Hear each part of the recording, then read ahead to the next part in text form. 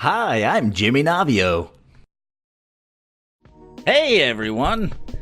I'm getting better at it. I am not muted. Hope this build-up is worth it. I hope so too. Welcome to another episode of Hit the Bucket. We usually do this Wednesday night live on Twitch, but tonight we're doing it Thursday night. James had finals. He's being studious for his accounting degree, and we also scooped up a guest at the last second. Mr. TheMJLantz is joining us, fellow member of Team DLC, and I'm super excited to have him here. Just a couple reminders, like I said, this is live. We do this live on Twitch. If you want to join us, stop by. It's usually Wednesday night at 6 p.m. Pacific on Twitch. Also, don't forget we have a YouTube channel, please. If you want to support the podcast, go sub. Go sub to the YouTube channel. Check out the edited version of these podcasts. It's a little better. Audio levels are evened out. We clip out all of the stuff we can't put on YouTube, and it's nice and pretty over there. We also, this goes out on iTunes, Google Play, Spotify, and hitthebucket.com. If you want to reach out to us for any reason, if you have a topic, a link, a promotional opportunity, a guest suggestion, anything like that, you can hit us up at hitthebucketpodcast@gmail.com. So we got the business out of the way. Let's bring on our guests. If you guys want to unmute yourselves. No. Hey, yo. Hey, how's it going? What's up, guys? Hi.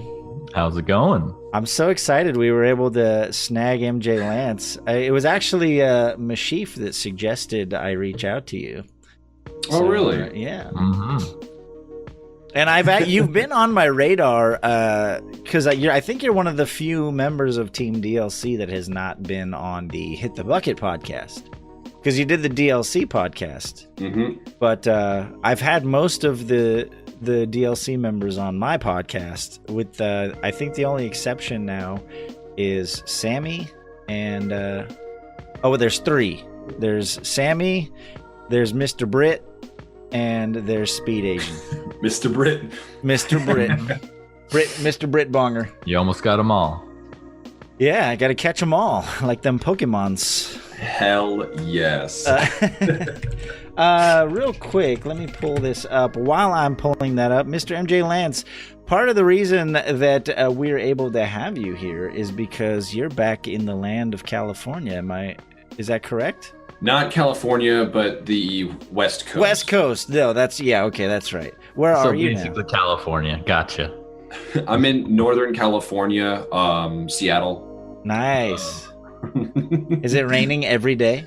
Dude, it's been really bad. Like the other day, the power almost went out. It's been super windy. I went on a walk, and it was just disgusting rain. Like it feels like needles are smashing your faces. That like ice cold rain that doesn't freeze. That pierces your soul to your inner core.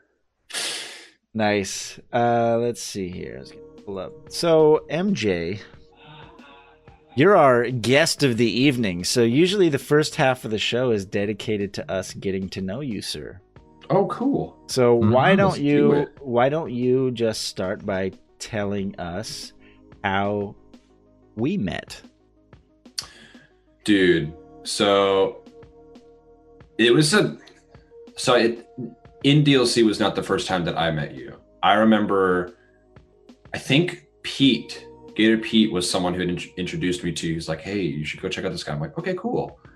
And I ended up stopping by your stream, and I also remember, I don't remember what I was streaming. I think it was like Iconoclast or something like that. And you came and visited my channel once, and my nephews were over at the house, and I was like, oh, what's up, JimmyNavio? And then my nephew's like, oh, JimmyMacNCheese, JimmyMacNCheese. And I'm like, aw. That's adorable. That was probably like earlier 2017, I think. I think so, yeah. Yeah. It was right around when DLC was getting started. Mm-hmm. And I think that name kind of stuck. That's been my name in the DLC server ever since. It was awesome. Yeah. It's so great. Ever since I've been in there, I was like, JimmyMacNCheese. This is a reference I don't know about. Well, yeah, because then Before my time. that happened when you were watching my stream, and then when I was watching your stream, they were actually there. It was like your niece and your nephew. Yep. And I said hi in the chat or something, and they just went all crazy talking about Jimmy Mac and Cheese. So yeah, we met through Twitch. Yeah. As is the case of many of our guests we've had here on the show, and that's part of the reason I started this podcast, is just because there's so many interesting people that I meet on the internet, and most human beings have a story to tell, and we thought it would be cool if we had a podcast where we can meet some of those people and hear some of those stories. So, MJLantz, where are you from? So, I was born in California, Lemoore, if you're familiar with where that's at. But yeah, I'm familiar with Lemoore. It's really, well, now it's like really developed, but like when we were living there, it was okay, a lot of farmland and stuff. Right. And I'd say 7 years we lived there, and my parents split up, so we had to move up to Washington, probably about like, I think 2000. And then that's how we ended up over here in the middle of nowhere, basically. I say Seattle for the sake of simplicity, but it's nowhere near Seattle. Yeah, it's just the nearest. It's the Washington state. Yes. So I hope you don't mind me mentioning this. You mentioned it in your bio, but you talked about being homeless. Are you willing to talk about that a little bit? You want to? Yeah, like it's really not much to it, dude. We didn't have a place to live, and we kind of there was like YMCA help. There was, I was really young, so I don't remember a lot about it. I remember I'd say every other night we were over at somebody else's house. That's what I remember. And I think one of my favorite memories of that, though, it was Christmas of 1999, and we went over to, my mom was, she was really pregnant, and she's like, you know what, I need to go to the hospital. And she gave us to our friends, and we went like, we had like a ham dinner or something like that. I remember us all kind of doing like a sleepover or something in the living room. And Christmas morning, we didn't have any presents because, my mom was gone and there just wasn't anything going on. And we ended up, or one of the kids, or there was like 3 kids in the house, and they all gave us their presents. They said, here, you can have them. I'm like, wow. And I opened it up, and it was a Mrs. Potato Head, and I fucking loved it. It was the greatest thing. I was like, I'm getting like emotional thinking about it. It was like, it was really awesome. Wow. Yeah, that's a special memory. Yeah. And then it was only for like a month and a half that we were, but I remember it very specifically because like I didn't understand why we kept moving around. I didn't understand why like we couldn't live with my dad, but he was out on deployment, so it's like we didn't really have a place to go. And since they were, it's like, well, I can't really go to my dad if he's not living with my mom. So it's like, yeah. So obviously, how old were you at the time? I want to say I was like 5 or 6. I think it was 6. I think I was 6 years old. So it sounds like they did their best to not straight up just, dump on a 5-year-old, hey, we're homeless. Like, but even at that age, kids are quite perceptive, right? So obviously you had to have some inkling that like, is this normal? Like to be just living around all over the place and stuff. Yeah. I'm sure that it had to have some type of effect on you. Obviously you have, 5 years old, that's pretty young to have such vivid memories. So. Oh yeah. It makes me think about like, how other families are doing, because I think I want to say in like 2016 when I was working for Apple, they had this like event where like it was every Christmas time you could like, they had like a center or something like that where there was all the homeless would come over here, and there's like a really cool Christmas event where the parents set the tables, the kids went out and they like used like a little ticket that they got when they walked in to buy like shoes or a shirt and stuff like that. And I remember doing that stuff, and I didn't realize it until like I went to this event. I was like, this all seems really familiar. And the kids all came around the table, and I was like helping. I was giving them cookies and stuff like that. And but just kind of talking about their stories. And I was like, oh, I saw all of this. Just, it sounds so familiar. And like, it makes me think, you know, this is something I kind of want to do more often, because I remember that's kind of like my roots. I'm gonna say I grew up in that same situation, so I want to be able to give back in that same way too. So, yeah. Do you think there was like a time or an age where it kind of clicked and you looked back and were like, oh wow, that was where you kind of realized what you went through, or like was there a self-realizing moment? It definitely was probably at that event. Like I didn't really think about it at all until I was like, wait a second. Then I called my mom, because I was living in Seattle at the time, for real, not just in the middle of nowhere. I was like, hey mom, so were we ever homeless? She's like, well, I mean, yeah, we were. I mean, there's a lot of complications. I couldn't keep a job and all these other things. I was like, damn, wow, I did a good job hiding it. Yeah. Wow, that's pretty crazy. So do you think that it mentions here that it says love being outside, hunting, fishing. Do you think that had to do a little bit to do with that? Just like the moving around and whatnot? Or if you just always had that inkling naturally, you just always have liked being an outdoorsy person? Well, we've always been like, our whole family likes going out. Like my dad, he's really into like hunting and fishing. My grandparents we used to go out like, I want to say every other month we'd plan a fishing trip, and we'd just go out in the middle of nowhere and we'd find like a river or something. I mean, sure it was planned, but we'd go fishing. When we go hunting, we'd never really find anything, but it was just fun to be outside. Like we'd set up all these tents, we'd have our grill and stuff like that, throw out the cots and look out under the stars and everything like that. It's a lot of fun. And even like when we moved into town where we didn't have like the ability to be out in the middle of nowhere, like the woods and stuff like that, we ended up having we would just throw up a tent in the backyard and just start just camp. And it's just, I don't know, it's really fun for me to be outside. I miss it. I don't get to do it as often, right? We don't have the means to do it anymore, but I'm glad that I had the chance to, for sure. Yeah, absolutely. I remember vividly in my childhood being outdoors most of the time. I mean, I was born in '83, so you know there wasn't outdoors was entertainment. I mean, I got my original Nintendo. I can't even remember. I was in Valencia, so like early grade school. But before that, it was just playing outside most of the time. And even then, like once I had a Nintendo, it was very limited the amount of time that I could play on it. So most of my childhood was outside. That's awesome. So that's like, really, I mean, sorry, go ahead. No, I was just saying like that seems to be more and more rare, right? Yeah, and that's what I was saying. Like, the outside's a dangerous place. The sun, the weather, dude. Was yours like? Did you have your parents telling you like you couldn't spend any more like an hour on the video game console, or was that like something you put on yourself, like saying, I don't want to do that? It was mostly. I think it was a little of both.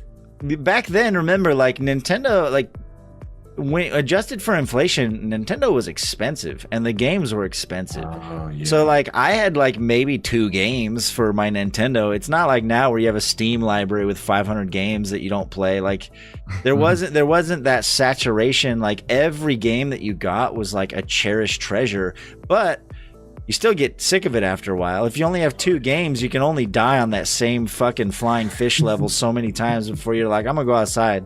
So like, what a casual. So like it was somewhat self-regulating in that sense, is that like eventually, you know, you it's not like I'm bored with this game and I'll just launch another game and play it or watch a YouTube video. There was no YouTube. There was no other game to play. There was no, there was no Netflix. So it's like I played the 2 games I own, and my parents are using the only TV in the house, so I'm gonna go outside. Like there wasn't anything else to do. Or play with my Legos or something, but yeah, Legos. So yeah, it's just a different like. But some of it was as I got older. When I got my first computer, like in junior high, I think I built my own. My dad like had. Oh wow. he upgraded the family computer, and he like kind of gave me the old one, and like I bought a couple minor upgrades for it, and that was my first experience like pseudo building, upgrading a computer.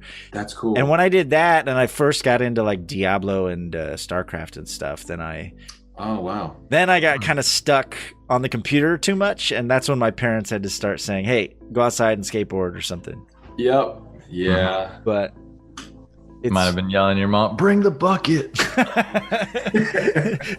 I'm bringing it right now. Mom, bring the bucket.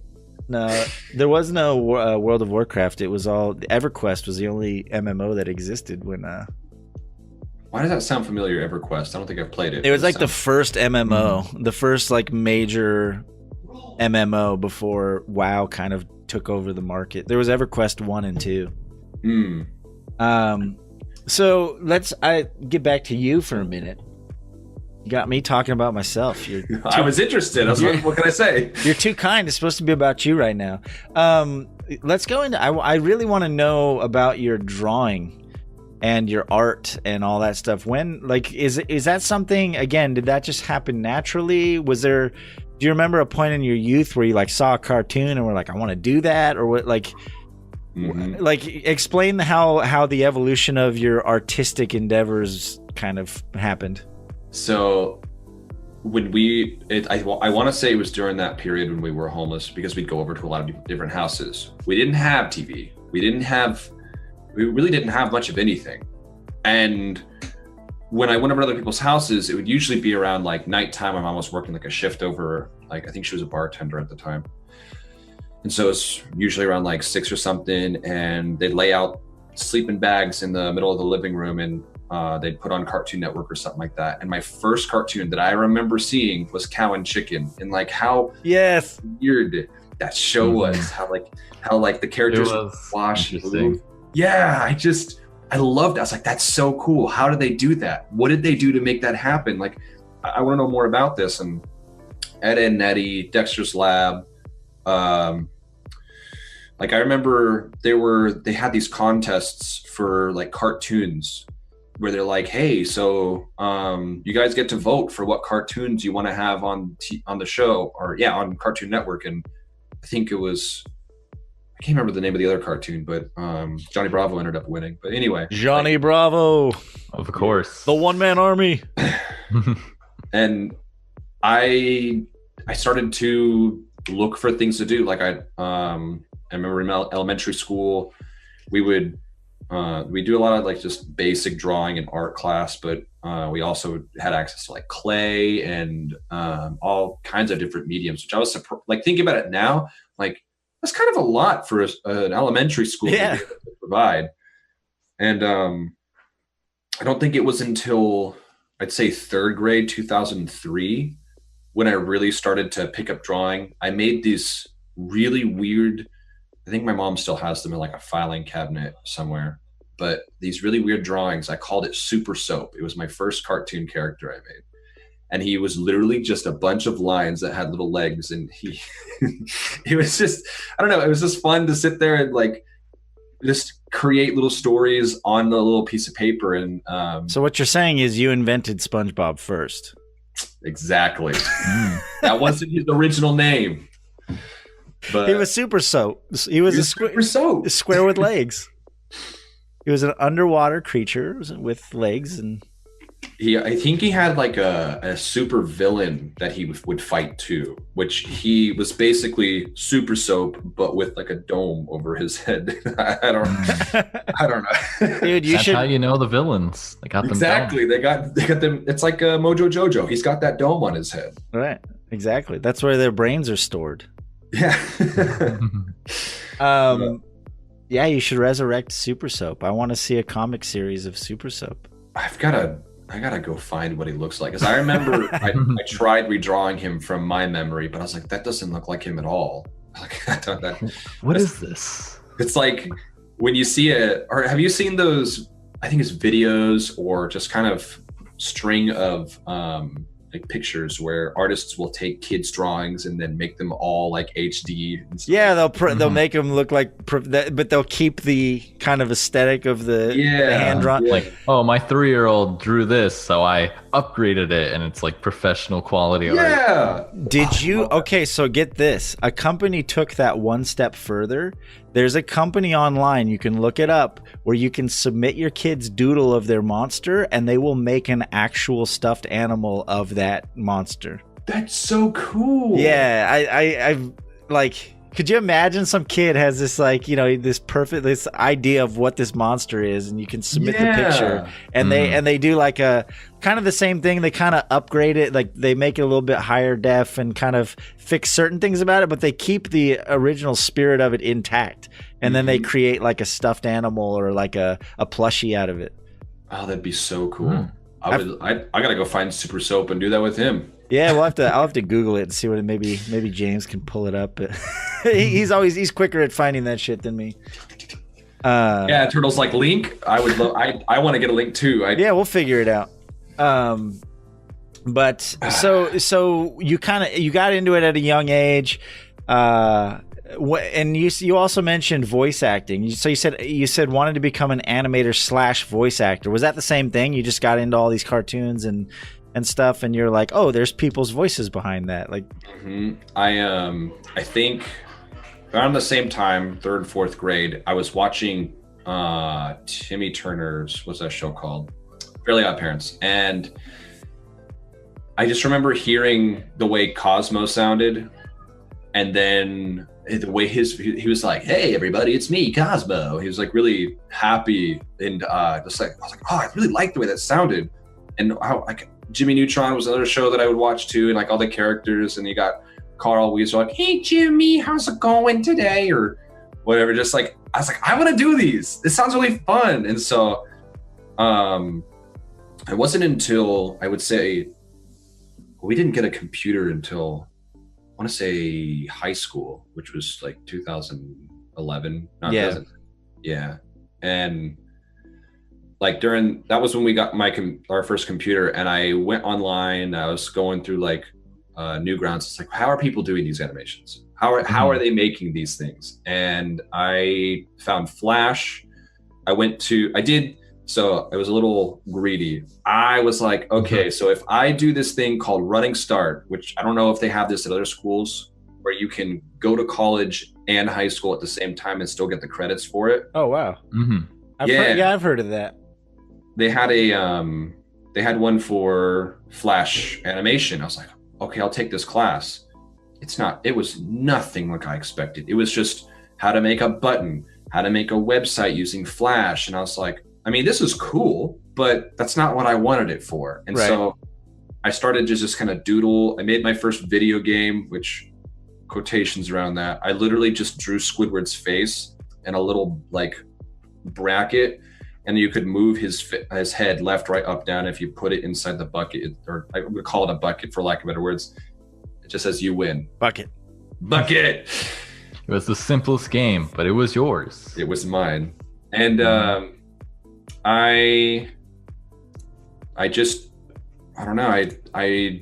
Oh, there was another one too. It was like a stick figure animator where you remember when like the stick figure fighting YouTube videos were like super... all the stick fighting and stick death and all that stuff. Yeah, stick animator was out there.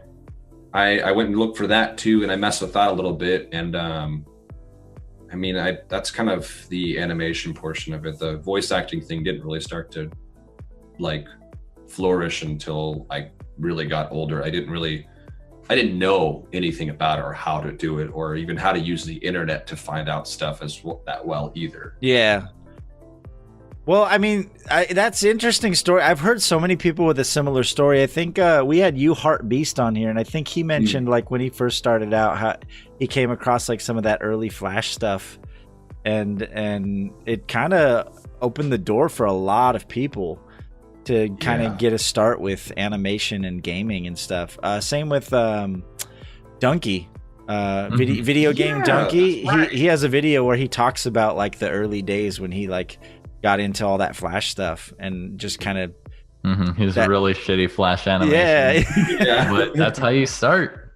There's always that one thing where you're like, "This is amazing. I can do this." Like for me, it was two things. It was seeing Cobalt Streak stream, and I was like, "This is amazing."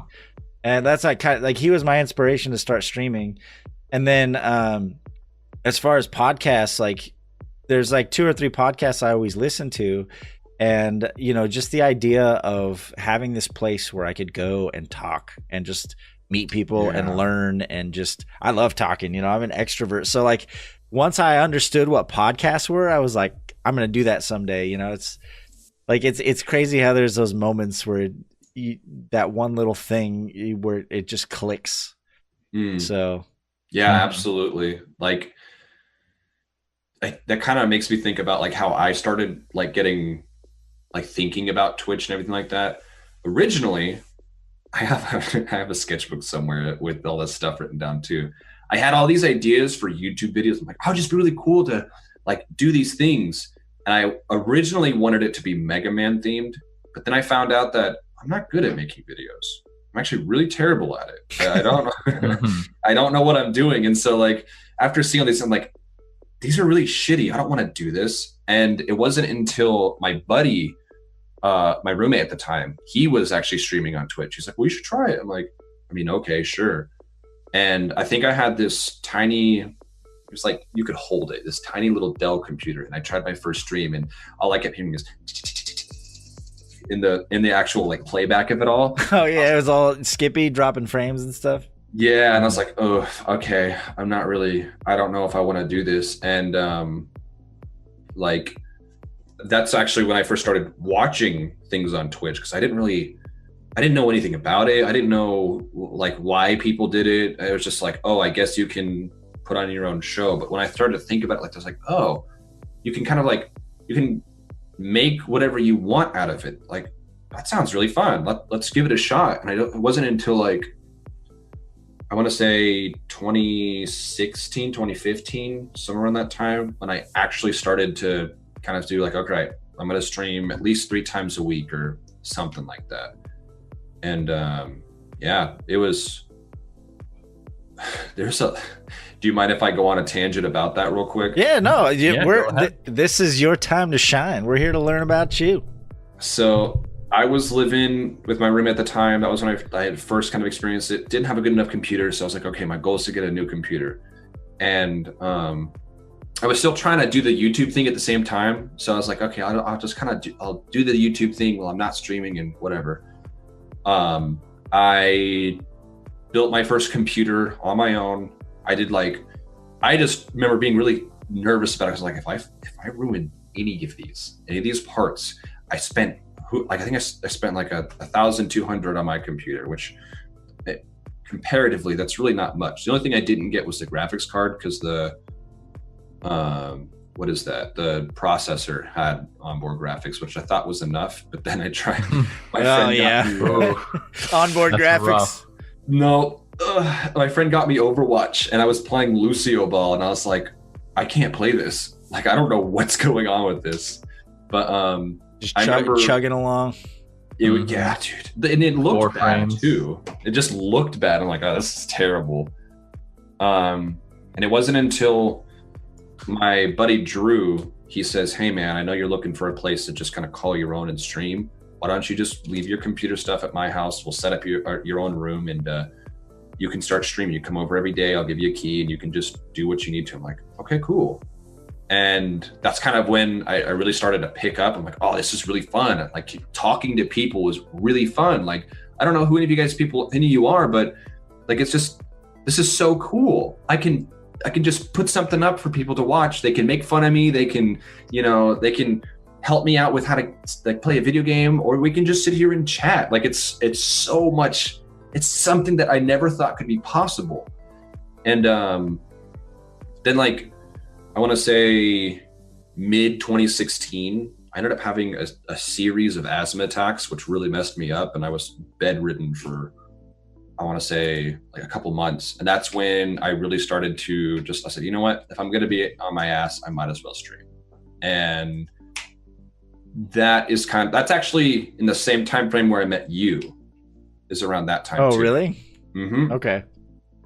And yeah, that's pretty much it. That's like, I don't know. I love Twitch for its ability to bring people together, to see what other people are doing, and just to like, communicate. Like it's such a broad platform, you know. And you know, I stopped doing YouTube because it was just easier not to edit videos, which that's really stupid of me. Like I really still want to do it, but I just got to learn how to do it.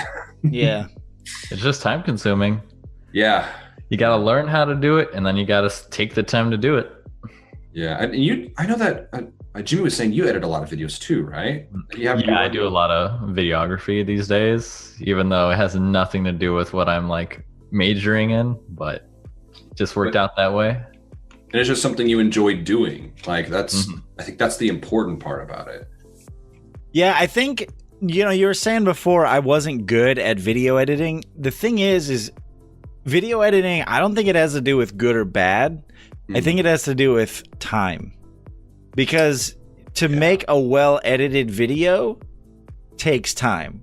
Like there's ways you can cut corners, but you can tell. Like, you know, you can tell when a video has 5 hours put into it or 50 hours put into it. Like there's a noticeable difference in quality.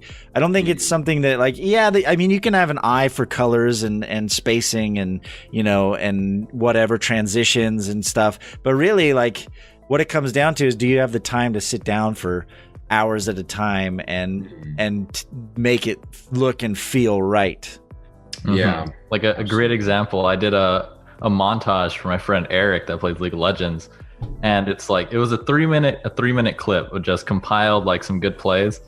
I would spend like an hour to 2 hours just like on every 10 to 15 seconds, just because I'm like, oh, that looks kind of off. I want to make it fit into the music better. The transitions especially, it's like you can just drag and drop like your cookie cutter transitions like this and that, but I was like going in there in After Effects doing the keyframe animation a little bit by hand, so just like because you have so much control over it, so it's like once you start knowing what to do, you get faster at it because you already have like, you know what to do, you know where to look for like your tools. You learn techniques so you start to know, you get in the groove of it. Because when I started doing it, it took forever. I was like, because you don't know what to look for and you don't know like how to solve issues. So once you get those tools in your belt, you're just like, oh, this, I want it to look like this. I know how to do that. That's why I started with like doing it by hand, the keyframe animations. Because once you figure out like the mechanics, like how it works, you can see those effects in like other videos. And you're like, oh, I know how to do that. It's just this and this and that. Like, or the biggest thing that I started doing more recently was color correction in video games. Because it didn't really seem like a big thing. Like, oh, it's just like, why do you need to change the colors? Just because it helps you set the mood and the tone when you really don't think it needs it. But it also adds like your own personal flair into it as well. So it's like, it's that little things that really goes into it. Because I could have spent like an hour or two just like, well, here's the clips, and I slapped a soundtrack on it. But since he was my friend, I really like took the time and effort to like do a good job. Yeah. That's something I really enjoy in videos too, is when like the video lines up perfectly with whatever soundtrack is added to it. It's really satisfying to like watch. So it's very satisfying to create. Just like, oh, it lines up perfectly. All your senses are like in sync with each other. Just Frost in the Twitch chat said it's orgasmic. I can absolutely agree with that. Sometimes you're super lucky. You drop a clip in and you're like, oh, let me hear it just to see how it works with like the music and how it fits in with the other clips. And then no work, it just like so smooth. The beat drops so right when something happens, and you're just like, that was good. Just gotta do a little bit here and there, but it's perfect. I might need to go use the bathroom real quick, guys. Hold up. Not yet. You gotta hold it. You can go take care of business in a few minutes. So I want to get to present day, but there's a couple more little things in here you mentioned. It says you're inspired by Jim Carrey. The first two really caught my attention, Jim Carrey and Arin Hansen. So Arin Hansen, he's involved with the Game Grumps, right? That's yes. I'm familiar with that name. And then Jim Carrey, where do you explain what it is about him that just drew you to him? So we only had the two I'm drawing a blank on the names of the movies. Ace Ventura movies on VHS. Mm-hmm. Those are the only 2 movies we had for a while. And so I'd watch them over and over again. Like they made me laugh hysterically as a kid. And like, I remember even like after laughing, I'd sit there, rewind it just before the part and then play that same thing over again. Like, oh my gosh, this is so funny. And I became really obsessed with like the way he like was so animated with his body and the way he could like make his voice sound as he's doing these weird things. I was like, I really like that. That's something I want to incorporate in like how I entertain people in general. Cause it's just, I can't really name anybody else that like when I think about it or any other actors that really come off the wall like that. Maybe Steve Carell, but his is very specific to him. But like when you think of Jim Carrey, you think of like, I mean, I don't know. I think of things like Bruce Almighty, the Ace Ventura, the second one, not the first one. And then that's really the only movies I really think of. And it really impacted me like that. 'Cause wow, like he's really funny. He doesn't break character when he does it. He takes himself seriously while he's doing these fucking crazy things. It's like, oh, okay, this is awesome. And Arin Hansen, like in middle school, we'd go to the library and we'd get on the computers so we could start doing our work. And I would end up just looking up YouTube, or I would go on Newgrounds and I would watch all of his stuff over and over again, like Metal Gear Awesome or any of his Awesome series and stuff. And I really wanted to do stuff like that. I was like, if this guy can do it, so can I. Like, I don't even know who this guy is, but he just made it a video and like posted it. And now like, I remember I really wanted to like personally ask him like, hey, what did you do to get to where you were at? And he had his own webpage for a while. I don't know if it's still up, but it was like it archived all of his drawings that he would do and all of his like animations on there. And it even showed some of his voiceover demos that he had put out for various companies. Like he was a voice actor for a like a weather app. So I don't remember what the name of it, but I was like, wow, that's pretty cool. And I emailed him once. I was like, so hey, I'm a really big fan. I want to be able to do things like this too. What are some things that you would advise? And he actually replied, and it made me, I was like, what? That's so cool. He was That's like, awesome. Hey man, the fact that you're even looking for answers is great. I'd say just don't ever give up. Just keep going forward with it. And if you wanted to, you can show me some stuff that you do. And I'm like, oh my gosh, he wants to see my stuff. Oh, okay. And like, I didn't have anything to show. I was like, I didn't think I'd be asked. I didn't think okay. So I quickly drew up some stuff and I sent it to him. I didn't get a response. And I guarantee it was because he's just really busy. And I was like, holy shit. One of the people that I really like care about just fucking like reached out back to me. And that's like crazy. Yeah. And it really just stuck with me. And then like, and I think it was like 2013, Game Grumps actually came to PAX Seattle, and I got to meet Aaron and Danny and Ross, and that was like it just like solidified my, I don't know what the word I'm looking for is, but I just got so overwhelmed with happiness. I had them sign my copy of Pokemon Stadium too, and Aaron drew like this little like angry face of himself, like, yes, that's what I wanted. So yeah. And like, especially because as movies started to evolve to be a bit like, a lot of people, what I'm thinking of is Horton Hears a Who with Jim Carrey as a voice actor. He really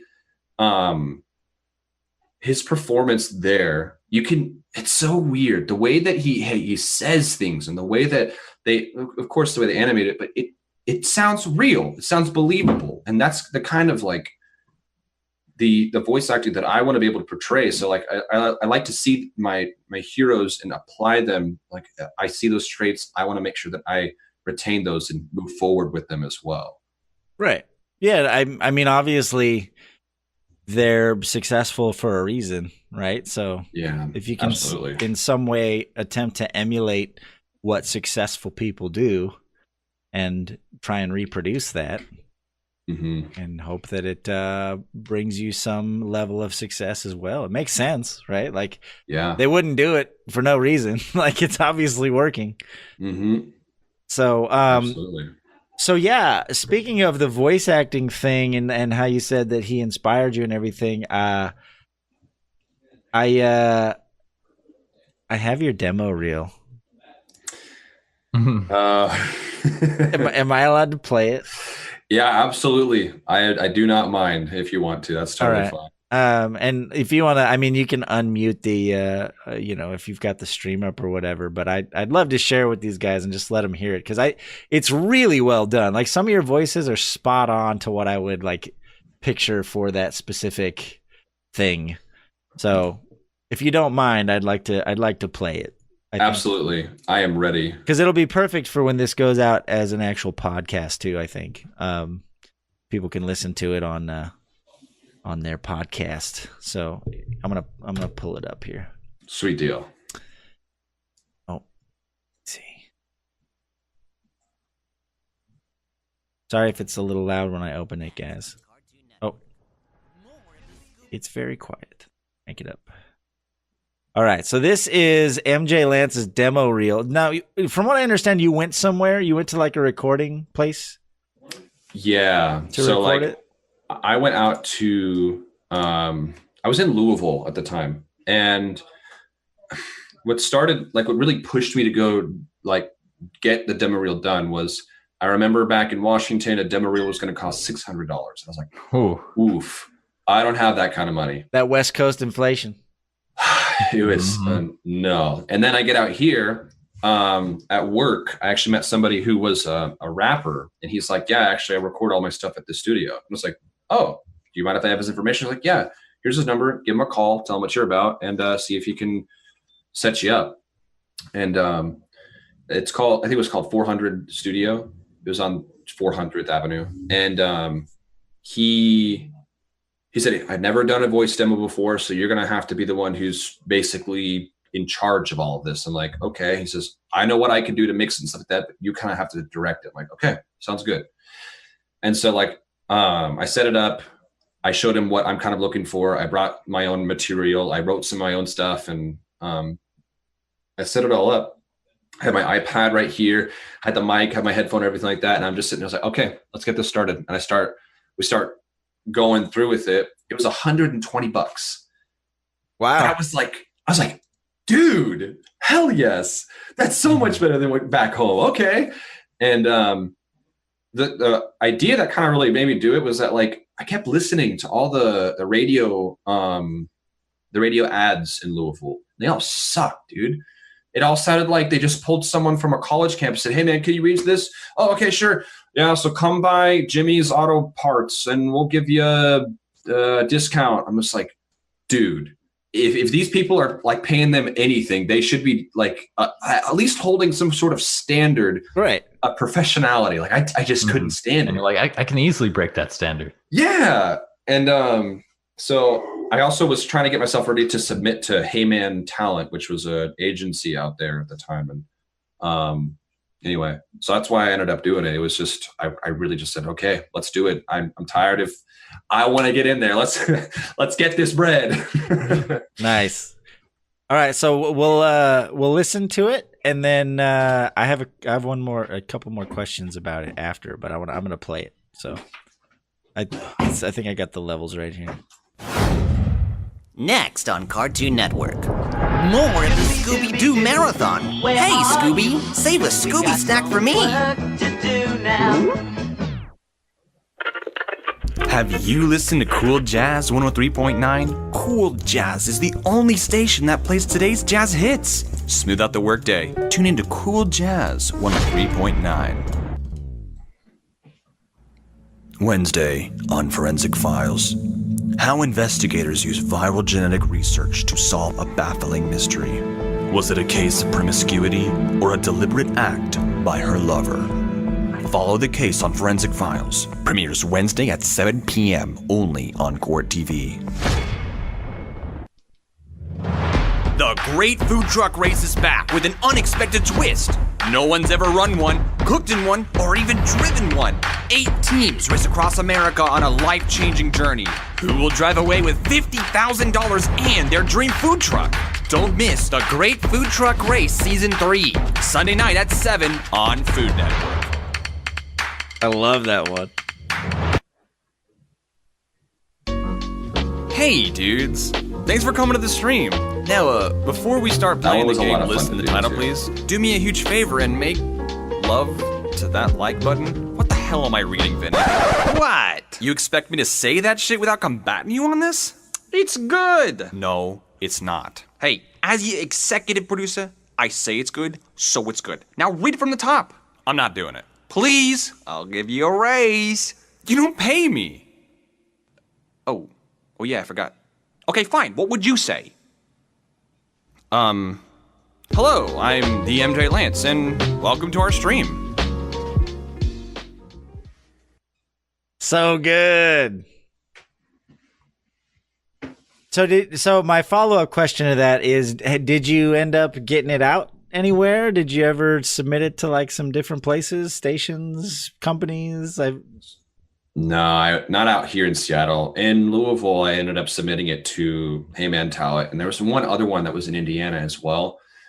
I didn't hear anything back, and that's usually how it goes too. Like, a lot of times it's just, here, hope I hear something. Let's hope something comes out of this. But yeah, I'm not even disappointed about it. I had fun doing it. That's all that really matters to me. I was like, hey, this was fun. I did that. That's cool. You know? Dude, if I were you, I'd make like a Fiverr account or there's tons of opportunity out there for just one-off jobs doing voice work.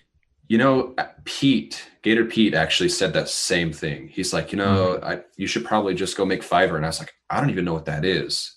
Oh, really? Yeah, I had no idea until he's like, oh, dude, check it out. I'm like, oh. Wow. Oh, audiobooks too. Did you know that on audible.com you can create a reader account and you can read audiobook? Like you can, so like on Audible, so sometimes one book will have like 3 different people reading it.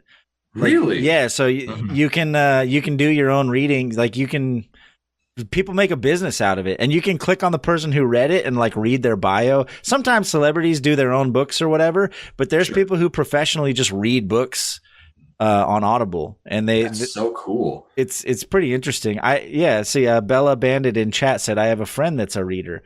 So I mean, there's lots of like, the internet's a good place to. There's lots of little opportunities for sure. I would say. If it's something you're still interested in doing, there's Fiverr. There's another website called what's it called? Freelancer.com or freelance.com, where you can just find freelance work. A lot of it's like web page and software development, but it's all kinds of stuff. And really, I would say don't give up on that, dude. Like, your voice is really good, and that the quality of that recording was excellent, and how much thought you put into it. I love that taco truck one. Did you write that yourself? This shit's hilarious. No, so there was an open source website that I took voice acting classes a couple years ago, and my teacher gave me all these resources. So I just pulled my book. I was like, okay, let's go look at that website. Looked it up, and I just cherry picked a couple of them. I even pulled the script from Rick and Morty. I wanted to play Jerry because Jerry's voice is very just like, it's like, oh, hey, everybody, it's me. Hungry for apples? No. Did you channel it? Yeah. Did you channel him on the jazz one? A little bit. Yeah. And I don't know, like I'm going to be honest with you too, that the recording of that take or any of the takes was really weird, because the way I have been taught is that you do 3 takes and then they take whichever the best one and throw it in the audio thing. But he had me do it as if like I was going to be like playing a song. Like, he'd play the audio, like the audio came first. He set it up. He said, all right, do it. I'm like, oh, okay. So we did multiple takes. And as I'm listening to it, he's like, okay, play it back. And I'd sit there. I'm like, I don't like that. I don't like the way I said this word. I think I want to like accentuate a little bit more, or I want to like come off that consonant. I want to try it again. And I don't know if you can hear it. I think it was on the, was it the food truck race? I think it was the one before that, where it was Forensic Files, where I said 7 p.m. I hate that line so much, and I hear it every single time, where I had taken... Your inflection kind of goes up a little weird, a little different. Yeah, I did notice that, yeah. I noticed it too.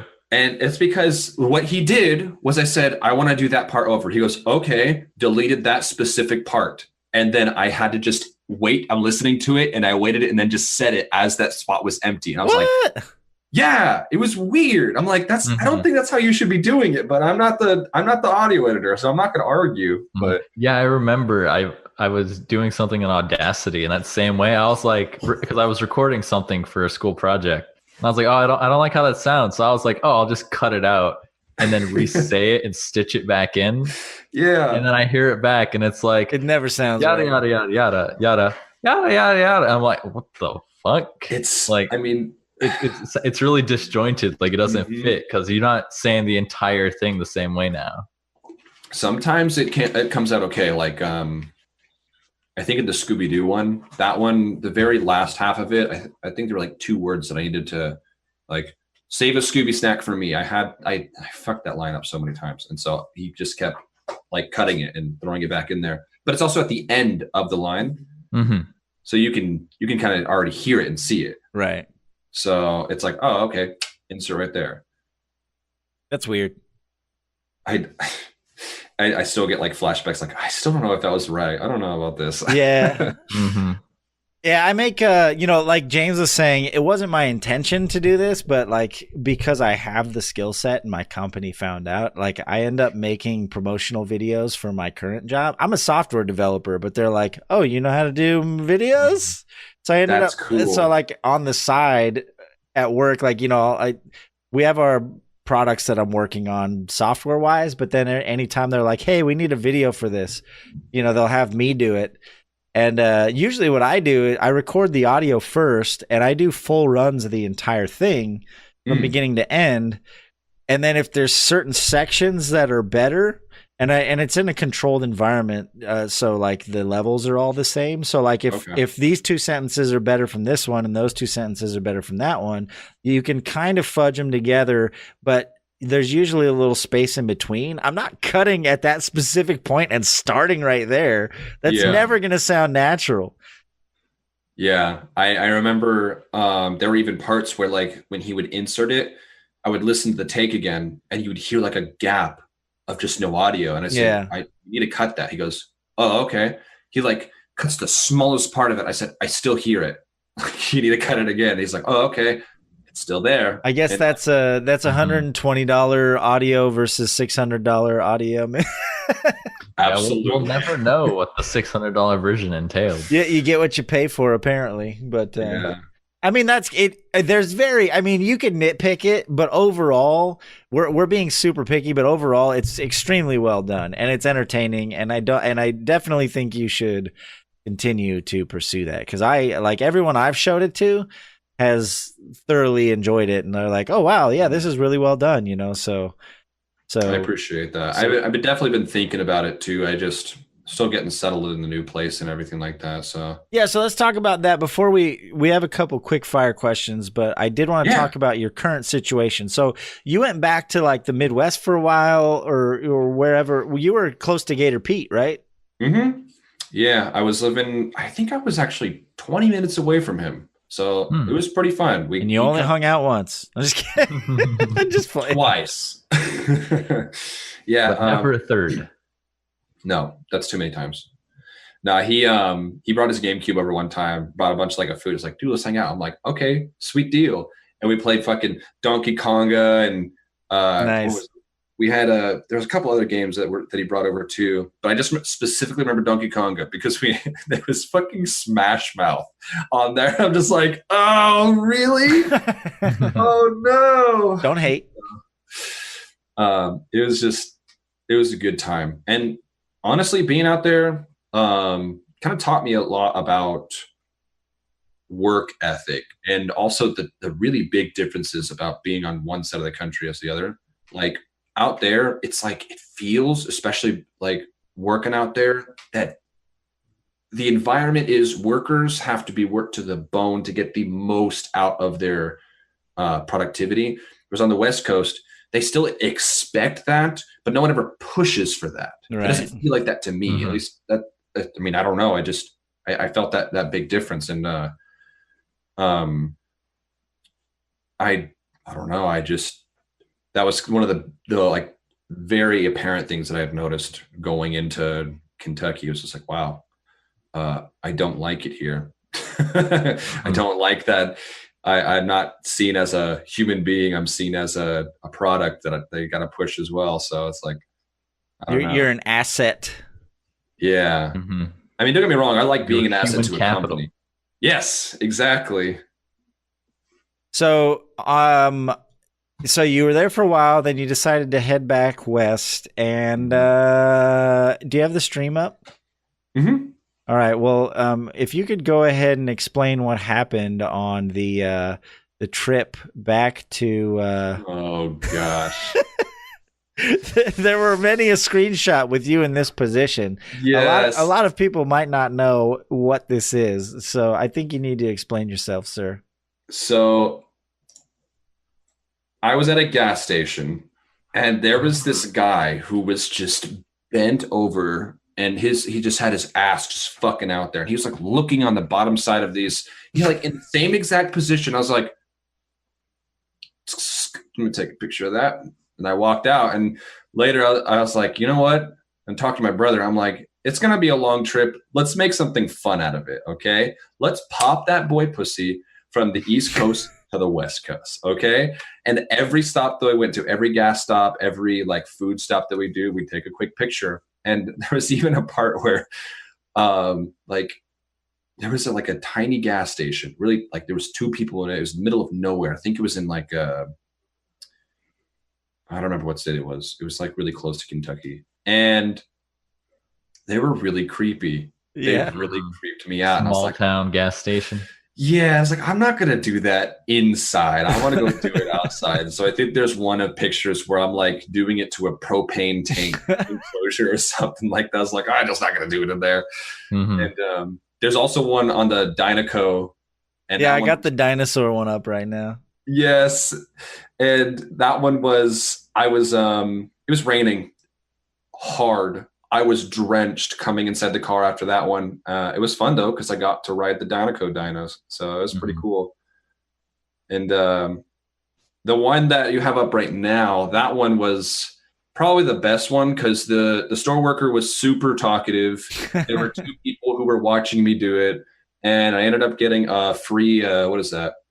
Hot cocoa out of it. So I was like, oh, nice. I'm pretty happy with this. This is cool. And I even at the end of the trip got all of my family members to do it. I was like, I made it home. It's like it's like planking 2.0. I like you started your own trend, and I love that. Yes. So explain what the name or the acronym. Oh, PBP. PBP. It's just pop that boy pussy. Pop boy pussy. So when he finally finished his trip, he made an official PBP logo, which is my favorite. So this is if anyone wants to, I'll put this link in chat. It's the official PBP logo of MJLantz's Adventures. We're gonna start an esports team. Yes, called PBP, and this is gonna be our logo. I'm so excited. I think Meshyf already ready to sponsor. Yes. I think Meshyf even asked me to put it as a bumper sticker once too. And dude, I was like, I might need to upload if I have your permission, I would love to upload this if you have a high def quality version of it in my merch store, because I want to buy a sticker of this or like a shirt or something. It's so good. Yeah, I know I have it on Twitch or Streamlabs right now. Oh, you have it? Do you have it in your merch store? Yeah, it's just a shirt now. I don't know how to do anything else for it. But yeah, I want to get like a mug and a sticker, and I didn't know if I should put it on a mug because I don't know if when people drink they just see that as I like put it on. It's like I don't know if that's really tasteful, but then again, it's really not that tasteful of an image to begin with. So I don't know, but I'm definitely. I was even thinking of like if I go to conventions or something like that, I'll be like I'll hand out these little stickers like here guys, PvP, let's do it guys. Let's do it. Because I have one that actually says PvP under it. Too. Yeah, I saw that one. It's so good. I love it. We need to make that a thing. Oh, here. I found the website. Or James found it. He linked it to me. I don't know if you saw the link in chat, but the doodles, the thing where they turn your doodles into plushies. Yes, I actually pulled it open. I wanted to show it to chat for everyone else out there. So this website, they'll take a doodle that your kid did, like of a monster or a creature or whatever, and they will turn it into an actual stuffed animal or a plushie. It's so cool. It's such a cool idea. Handmade by artisans. Yeah, so you can tell they try and keep the spirit of the drawing, but they just like make it look nice. You know, like this. He's got like the spiral and the polka dots on that one with the rainbow tail. This one's pretty cool. Oh, I like that one. That one is awesome. Yeah. This one, I love that they made all each little scale like a dangly thing, and it's got like the random eyeballs hanging off of its head. Wow. You got this one. The drawing was pretty good on this one. Like that's a legit. It's a pretty solid design. Wow. Yeah, for real. So it's such a cool idea. Is that kid wearing a Minecraft shirt too? It looks like it. Eat, sleep, mine, repeat, guys. Yeah. Gamers rise up. Gamers rise up. Let's do it. So that's cool. So you're back on the West Coast. You said you're going to school for physics? Yeah. Nice. I have. So like it was kind of, I don't know, part of me, and this isn't me like coming at content creators at all. It's more of like my own personal thing. I feel like what I want to do is animation or video editing and stuff like that. But I can't, where I am currently at, I don't see that being a lucrative job at all. Like I just don't have any opportunities where I live out here. If I moved out to Seattle, it'd be a different story, but I'm not anywhere near there. And so I figured, well, like what if I were to study physics? I am incredibly interested in subatomic particles, and I watched a lot of videos and like lectures on basically like watching physics classes, and the guy would explain like all these different studies they do, all these little tests that you could try out at home and stuff. I'm like, this is so cool. I want to do that. Yeah, you found a passion for it. Yeah. And it's gonna be a lot of math. I'm not exactly. Yeah. Oh yeah. But I remember my friends back in high school when they took the AP physics test, and they were like, "Dude, they had a elastic band on a spring, and the whole thing was rotating. I didn't know what to do." And it's like, it's a good thing I dropped that class. I failed that. See, and I never took physics in high school. I kept taking art classes, and so it's like it's that weird. I'm not gonna call it weird. It's that decision between passion and lucrativity, I guess. Right. You know, it's like, do you want to pursue something that can make you money, or do you want to pursue what you love doing? And it's like, I can still do what I love doing with Twitch, which is why I'm like, I should probably go for this. Right. Well, and that's to give you my personal story and experience on that. Yeah. So I played drums since 5th grade. I've been doing percussion for most of my life. I would say I'm a pretty proficient drummer and percussionist.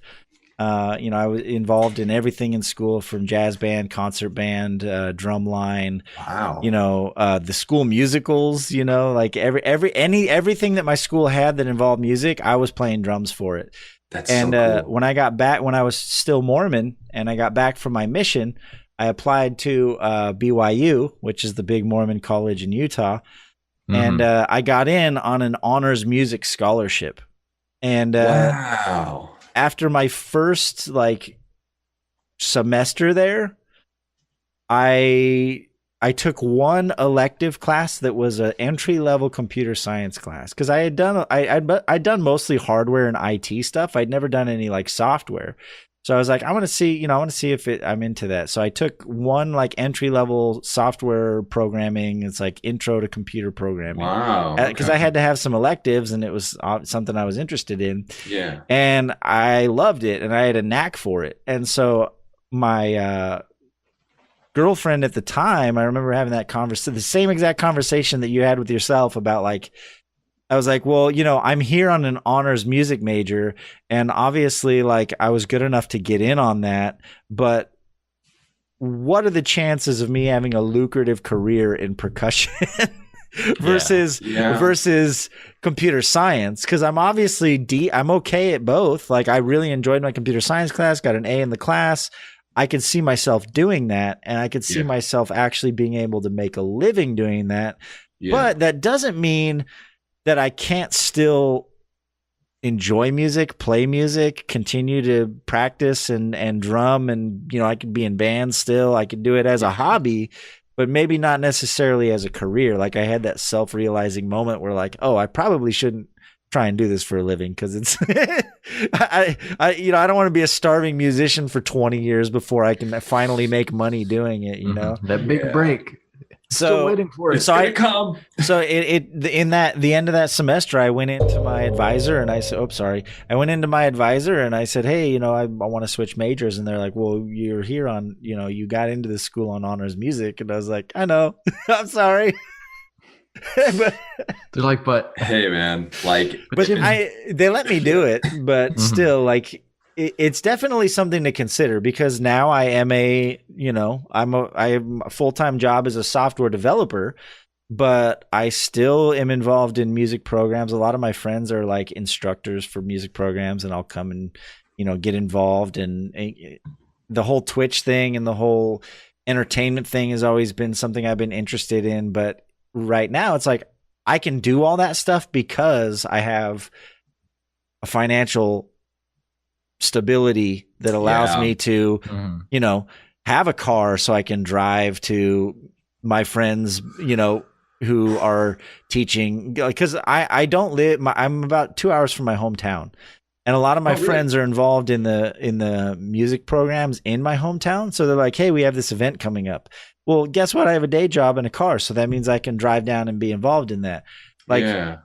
Even though you have other passions, you have to consider what's going to allow me to do the most with what I have.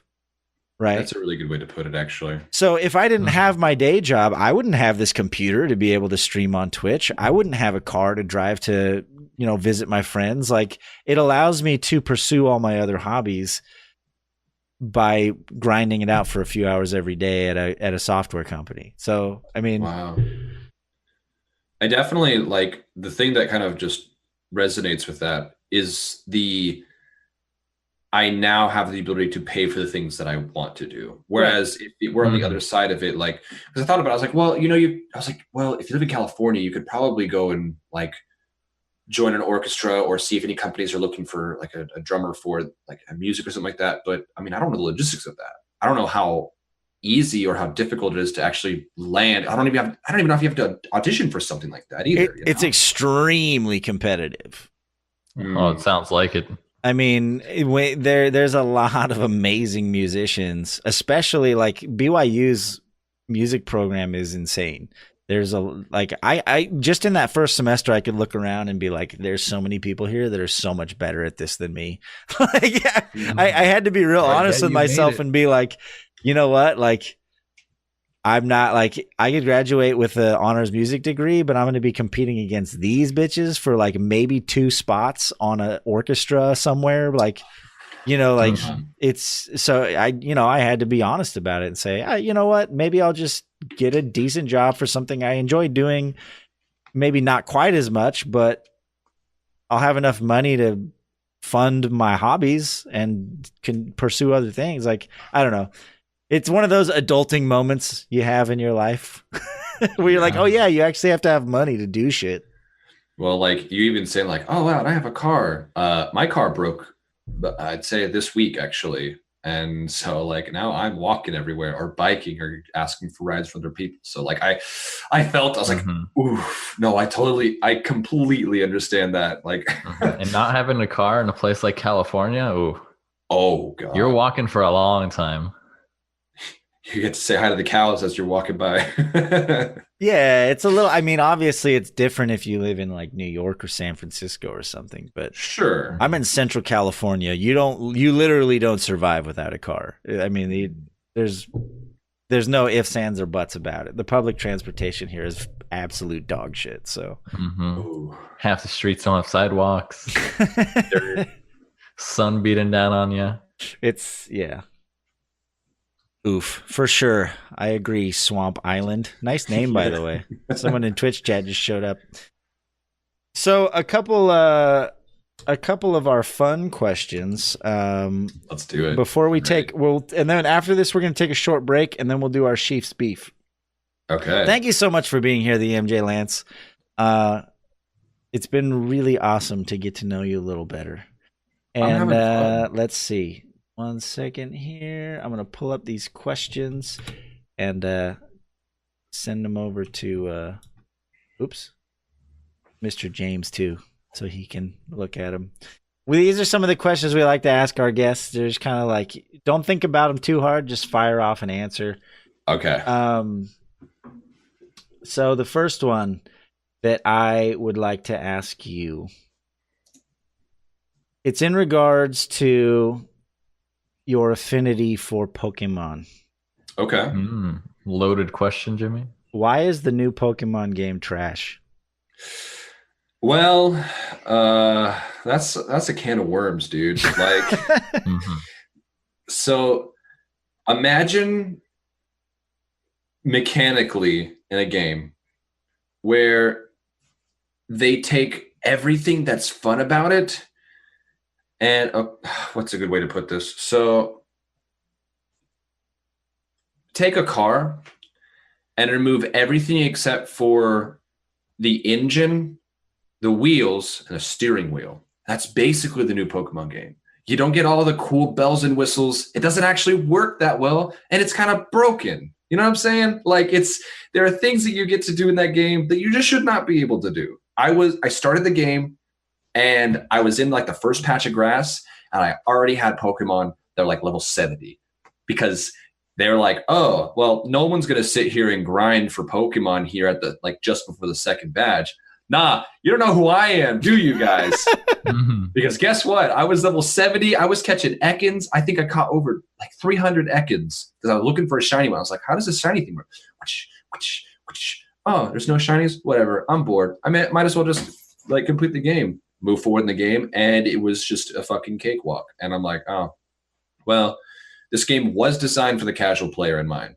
But it's like, it's like Pokemon Company was like, you know, let's try and just appeal to people who have never played a Pokemon game. And okay, so literally this little device right here, it's actually really dope, but 2 buttons. That's all you need to play this fucking game.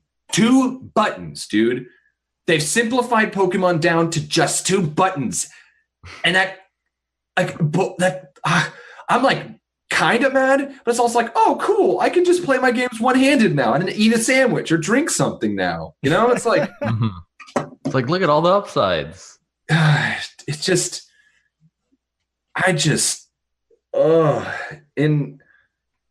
think the only thing I really find good about this game is the multiplayer. You can shake another Joy-Con and your player will like just jump in the game. And so now I can sit on the TV, be like, hey, Jay's like my nephew, let's go play Pokemon together. And we can actually go sit there and catch Pokemon. It's genuinely fun. But as I'm obviously not a casual Pokemon player. And so like I've been playing competitive Pokemon since 2011. And then I stopped this last year because I was like, I don't want to, the rule sets that were going on, did not want any part of it. And seeing that like this game was not just like a nostalgia trip for me, so it was really cool to see those things, but that's all it felt like. I was like, oh, so they're just banking on the fact that nostalgia is going to get us through this. Like, no, I you can't just say, oh, here's a reskinned Kanto region then there you go. Like most people complain about the rock cave, like one of the hardest dungeons in that game to go through. I walked through that whole thing. I didn't even use the special light move that they gave you. I was like, fuck that move. I don't need that. I got that whole thing memorized. I used to do it in the dark while driving down the highway, like listening to boom, boom, boom, as you're like bumping into stuff to find my way out of this cave. Like that's how I had to do it. We didn't have little Game Boy lights. We just had a little Game Boy and like the lights of the passing highway. That's all we had. So it's like, I don't know. It just, and the other cool feature too is you can trade like it's a one way your Pokemon from Pokemon Go into it, which is how they're like enticing the Pokemon Go players to actually play a traditional Pokemon game. It's like the midway point. Yeah. But they included a bunch of competitive features that shouldn't be in a competitive or in a non-competitive game. They're I don't know how familiar the group is with the competitive terms like individual values or EVIVs. I don't know how familiar they are, but basically they still included that in this game. Why? If this game is supposed to be the watered down version of Pokemon, why include it? It just doesn't make any sense. Oh, because you can go challenge the what were they? They have this like post-game content where you can fight the Pokemon masters of the one specific species of Pokemon. I had a level 50 Weezing. That was perfect IV, 6 IV. And I just gave him a bunch of candies, which maxed out his stats. And I fought this guy's level 70 Weezing and whooped that ass. I'm like, it shouldn't be this easy. It's still easy. The Master Trainers, they were called. It's just like, dude, this is not. I mean, I knew what I was getting. I was getting a casual game, but it just, I don't know. You would think like the post game content would be somewhat harder because most casual people don't finish games. Like that's just a given, right? So you'd think like stuff that's supposed to be after you've already beaten the game is some magnitude harder than the rest of it, and it kind of wasn't. Yeah, like. I mean, there's another cool feature they added too, was you could battle the gym leaders. But one thing is they already included the first Pokemon you get in the game, like your Eevee or your Pikachu, is already 6 IV. So you can literally blow through the game. And then, dude, they give you a trainer who teaches them elemental moves. You can get electric, dark, fire, water. You break the game, and people who know how to play the game will just abuse that. I can beat every single gym leader with just my Eevee. I don't need any other Pokemon.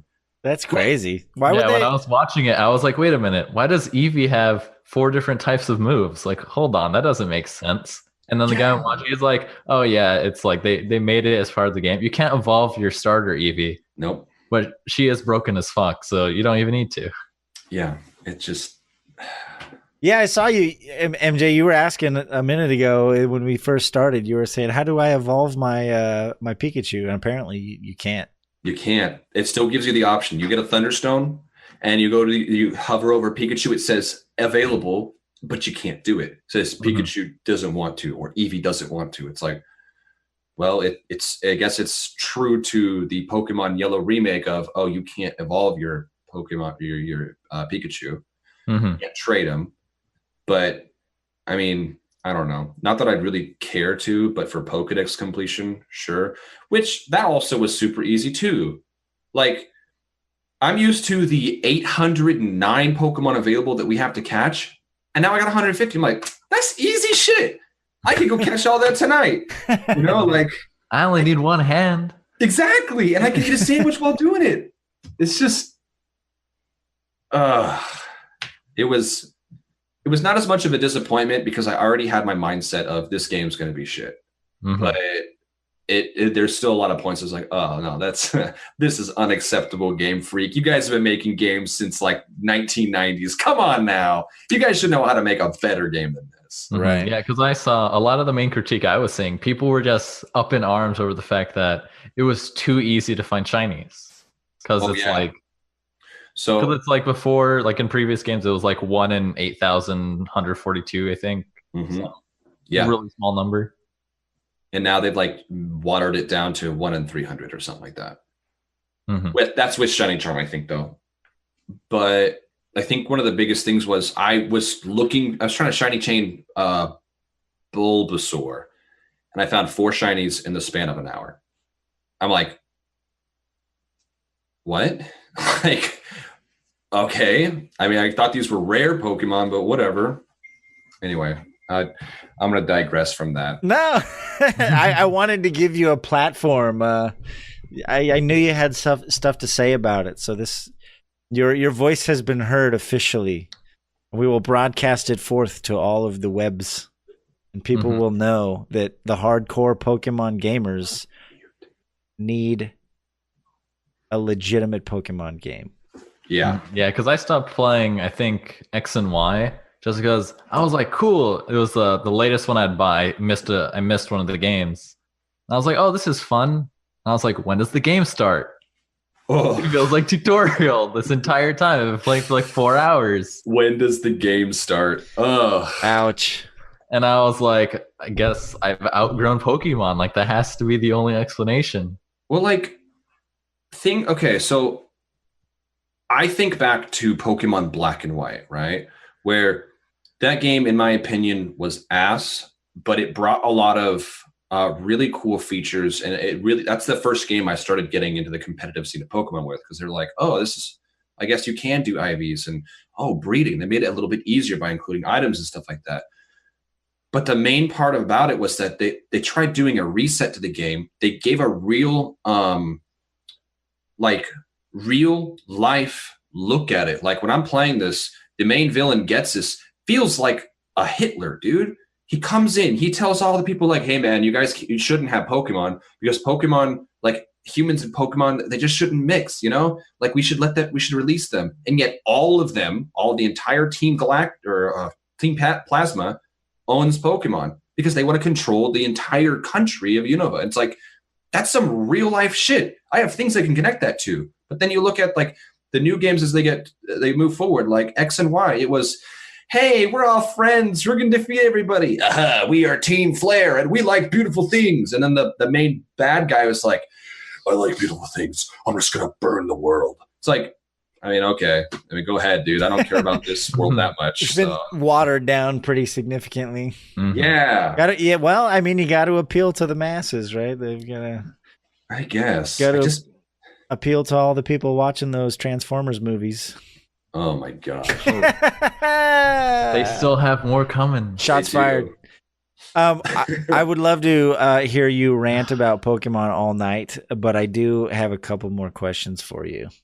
Okay. And this one may open a can of worms as well, but I have to know because I have very little experience with this and I want your input.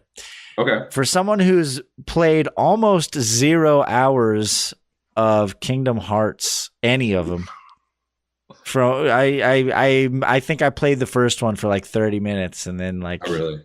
I not that I didn't like it. It was just at a point in my life where I just didn't have the time. Okay.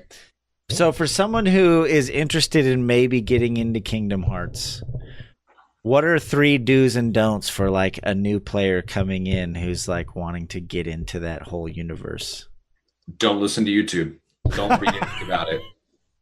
Yeah. Like, I hear too often that like Kingdom Hearts is just so complicated to get into. And I said, don't listen to them, because like, I don't like Kingdom Hearts because of their intricate story. It's not intricate. It's basically, I'm not going to go on about that.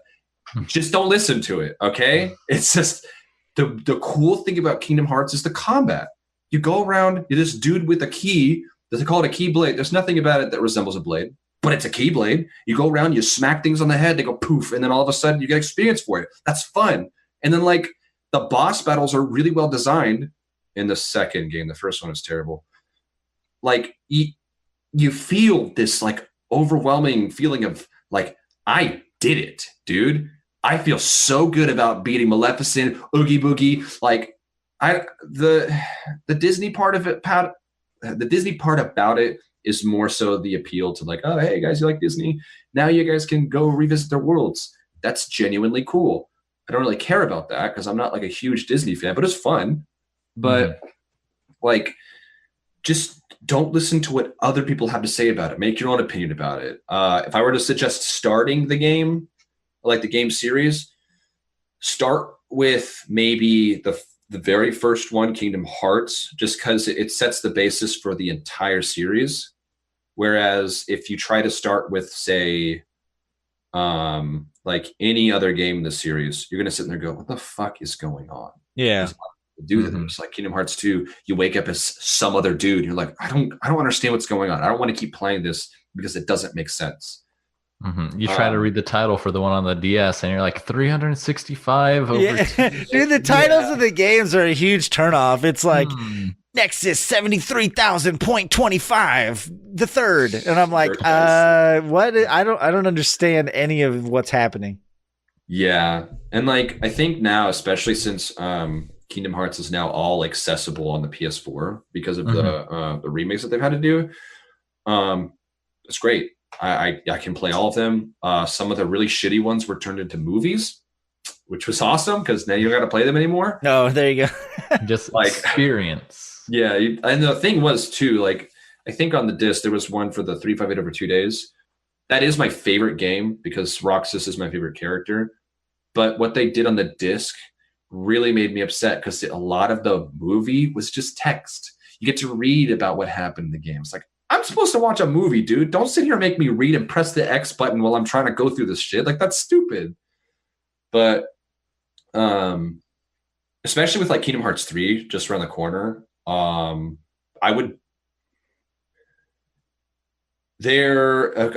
to a lot of sources and a bunch of different like YouTube videos that I've been watching, I know I said don't do that, but like they're saying that they're going to be including a lot of references to the other games like Birth by Sleep, 358 over 2 days, the Data game. That was like some cell phone app game that eventually made its own way to the DS. Like, I don't know. All the lore. Yeah.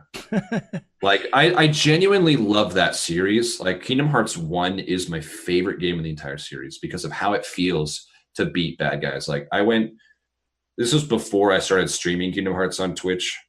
I 100%ed that game, got all the trophies for it. And I felt like I took my childhood and then gave it a trophy. I'm like, I did that, you know, like I accomplished that stuff. And like it's just the story. If you really try to analyze it, just doesn't make any sense. You can't translate it to real life logic because you got a fucking talking dog and a duck that sit there and they help you along your journey the entire time. Well, and then plus it spans so many different games. That I mean, if you were to take anything that spans more than 7 episodes or movies and try and explain it in a 15-minute video, it's not going to make sense, right? Like I know people give Kingdom Hearts a hard time about that, but like try and do the same thing with like Game of Thrones. Try and explain Game of Thrones beginning to end and all the intricacies of all the characters in a 10 to 15-minute video. It's not going to happen. It's going to be confusing as fuck. Though. The important ones die. Yeah, everyone dies. That's simple. That's all you need to know. But you know, so I feel like they get a bad rap for how convoluted the plot is. But I imagine if you're actually playing through all the games, it gives you enough time to absorb everything that's going on and make sense of it, right? Because you're consuming it bit by bit. It's not being thrown at you and like a handful of spaghetti at a wall, right? Like you're consuming it. Donkey video on it. Donkey's video was fantastic. And he does it in like 6 minutes. Yeah, ideas are just flying at you. You don't know what's happening. The thing is, too, Donkey's video was actually accurate to the a lot of it. There was a couple jokes in there, but from what I've heard, for the most part, it was fairly accurate. It really was. So as far as do's and don'ts, you'd say don't read into the lore or do any videos or anything. Just do play the very first game. And then from there, can you kind of, would you recommend playing them? Is there a chronological order versus like a release order? Like, is there a certain, because you know how people say like Star Wars movies, you should watch in release order versus chronological order, or there's like the hybrid order where it goes like 3, 4, 2, 5, like, you know, like in your opinion, is there a certain way that those games should be consumed? I definitely would say just play it in release order, because if you try to play it from the chronological order, it's going to make even less sense. Like, because a game that was made in 2010 is technically the very first of the series, and the game came out in, I think, 2006 or something. I don't actually remember. Yeah. And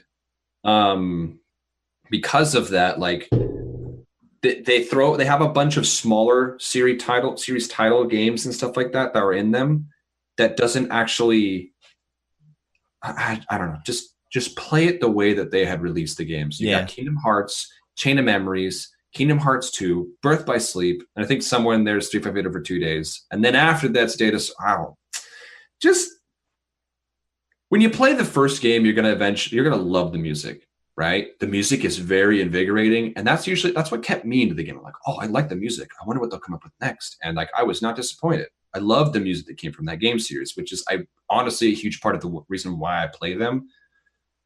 I don't really focus on the story that much because I do care, but it's not the most important thing for it to me. Right. All right. Well, now I know. So maybe I'll have to make an attempt at it someday. A couple quick ones, and then we're going to take our break. What is a sound or noise that triggers a memory for you? And it can be good or bad. Is there a specific, like, when you hear it, like it can be a favorite or least favorite sound where when you hear it, it just like transports you to a place in time? One example, one of our guests, the most famous example I like to give is the sound of sorry, I'm being attacked by my cat's tail. A lightsaber. He says, it took him to a specific time in his life, and every time he hears that, he remembers the first time he was sitting on his couch watching a Star Wars movie. Is there a sound for you that every time you hear it? I want to say it's Mario Party. There's a Mario Party 5 game, or the Mario Party 5 game has a lot of sounds that anytime I hear them, it puts me right back when I first started playing it. Can you think of a specific sound from that game, like collecting a star or like booting it up, or is there the dice as it spins? I would say it's probably Boo's voice lines. Like every time I hear like his voice lines, because they tried to bring him back in like the newer games, but it just doesn't sound the same as the Boo from like the older Mario parties, or even like some of the older. I think even I don't remember if he was in Mario Tennis. I didn't really play that one that much, but like Boo was my favorite character to play on that game. And when I hear like his sound, I was just like, it just like brings me back to all the memories of like being competitive with like my dad and my siblings and stuff and playing Mario Party. So just there's that noise, or there's a song. I don't know what the title of the song is, but there's a mini game mode on the game where you get to build your own cars and then like compete in this like tournament style to see if you could be like the best car driver, because you got like a gun. It's like a, I don't know, mini tank game. And the music from those games, like I've referenced them with my family because they're the only people who like know them. But again, it always brings me back right to that, like living in my dad's old house, playing the GameCube with everybody every single time. Yeah, that's awesome. I'll have to look those up. Mario Party 5, you said? Yep. Very cool. Best in the series. MJ, what's your favorite cuss word? I like the word fuck a lot because it's just solid word. It just comes right off. You're right off the tongue. Ass is like, okay, well, let's define what are curse words real quick. Like, is it the 7 curse words? Like, whatever. No, it could be anything. We've had cunt. One of our most recent guests, he gave us a smorgasbord of cuss words in different languages that were pretty fun. Because he's spent some time in various places. But no, anything, any dirty word or like socially like unacceptable, just it doesn't have to be the sinful 7. It can be any phrase or word. I feel so vanilla. Fuck is like such an easy word. It's like your sentence enhancers from SpongeBob when they start doing the dolphin noises, dude. It's like every time you say it, it just makes your tongue tingle. I like balls. I say balls a lot. Balls. I don't like the way the L sounds in that word. Just ball. I say it more. It's almost an expletive for me in the same way that fuck is. Like if I stub my toe, I'll just be like, "Oh fuck, balls!" Like it just. It's one of those words I just yell sometimes. I don't know. It just for me, it's a word I utilize. These are good questions because I haven't really like thought about this kind of stuff before. Like, I remember. Like when I first started saying fuck, I felt awkward. So I like would practice in the mirror. Oh, fuck. Just because I knew I sounded weird saying it. The inflection's not there. I'm doing it all wrong. I need to like really hit that K. That's fuck, you know? But yeah, I'd say that's probably my favorite cuss word. Are there any funny ones? Yeah. Are there any like unusual words or phrases that you say? Fun bags on that hose hound. There you go. That is one I got from I like it. We'd be sitting at a mall like food court, and he like turned to me, "Hey bub, check out the fun bags on that hose hound." I'm like, Dad. Why are dads are like, I can't wait till I get to that point. Like we're sitting, like there's been times that reminded me of an example where we're sitting there.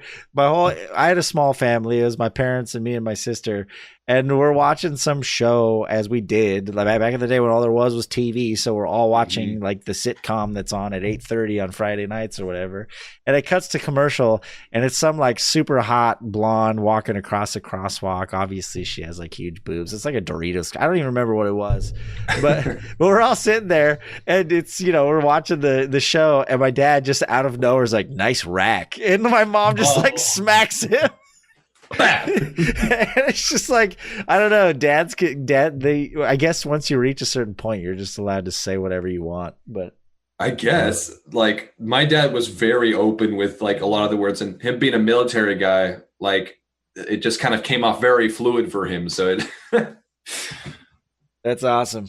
All right, James, any questions you want to throw at him from the rest of the list? Right, there? MJ, what are you not very good at? Eating healthy. Ooh, I'm not very good at it. Come on. Like my favorite place to go is Taco Bell, and I get their XXL grilled stuffed burrito. Oh, ooh, chicken or beef?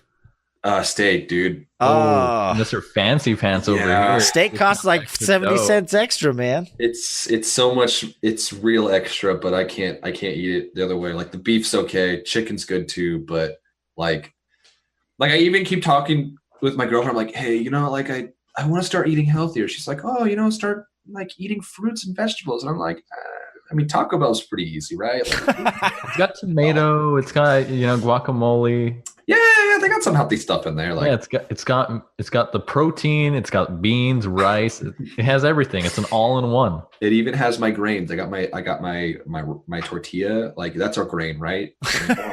Sure. It's a flour tortilla. There you go. I love it whenever a Mexican word comes out of James's mouth.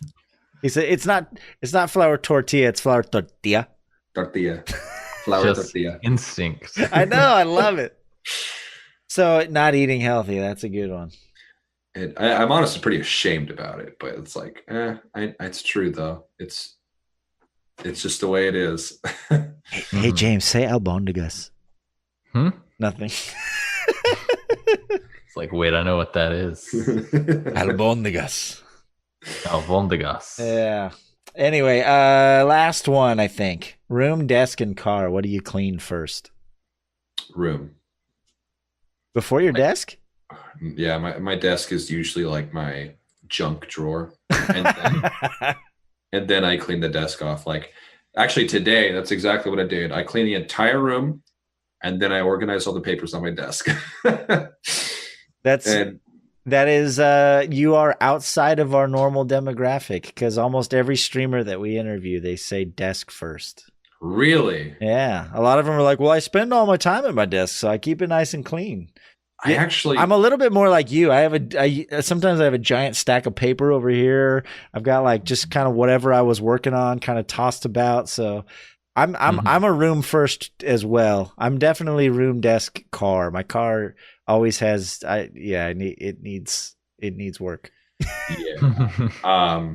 I like, admittedly, I'm not on my computer unless I'm streaming. Like I'm really not. Like, I have a library of like maybe 40 games on Steam, and I don't spend a lot of time on my computer because I think it's just that, like, I don't like sitting in one spot. I can't do it. Yeah. And so, like, when I'm sitting on stream, that's like my time to relax. I sit there and I have fun, everything. I shut it down and I'm outside. I go play Pokemon Go. I'll admit it. That's what I do. And like, get a load of the normie over here, guys. and like, my growing up, I always had to share a room with somebody. And so you could actually see like the divider line of whose side of the room it is. If it was spotless, it was my side because I kept my side of the room spotless. If it was like my brothers or if it was my roommates or whoever it was, it's their side. And I would I'd take everything and just, I'd make like a perfect line. All like their clothes. I'm like, that's your sock. Put it right there. Like, you keep that stuff, like whatever. Like, just before we started the podcast today, like I had like all my school paperwork and stuff like that all just laying across my desk, and I'm like, oh, fuck, put it all in my folder, shove it inside my desk, and I'm like, okay, everything's clean. I can sit here for a little bit, So yeah. I'm the type of person who I cannot comfortably sit in a room if it's not at least somewhat clean or organized. Like, same. Since I was a kid, like if I was going to sit down in my room and play, N64 or whatever, like I literally, if I could not sit down and play games if there was clutter. I had to put my clothes away, make my bed, I don't know. I can't sit in a dirty room. It makes me really uncomfortable. And I've always been that. I'm super anal that way. You're my spirit animal. That's like, that is everything. I can't even function at work. And I'm sitting here like, oh, fuck, I'm pretty sure I left my shoes out in front of my, like up behind my chair. Like I think about those things, and it's like, even today, my family was making fun of me while I was folding my clothes and hanging them up. They're like, ooh, Jesse has OCD. Cause like these frames that I put up today, they were really dirty. And I put on my fucking latex gloves and I get some wiper and some newspaper and start cleaning them off, and it wasn't working. And I started to snap. I was like, this is not getting clean. I don't get what's going on. And my mom thought it was the funniest thing. She's like, Jess, it's easy. I'm just like, Mom, you don't understand. I'm going to break down crying if I can't get these fucking things off of them. So she's over there helping me clean all this stuff. I'm like, Mom, I really appreciate that. That means a lot to me. And then as I'm sitting here organizing all of my fucking clothes by hanger color and shirt color, I don't know why. I just have to do it that way. Like, I hear my sister and my mom over there is like, hey, you put that on the wrong hanger. I'm like, shut the fuck up.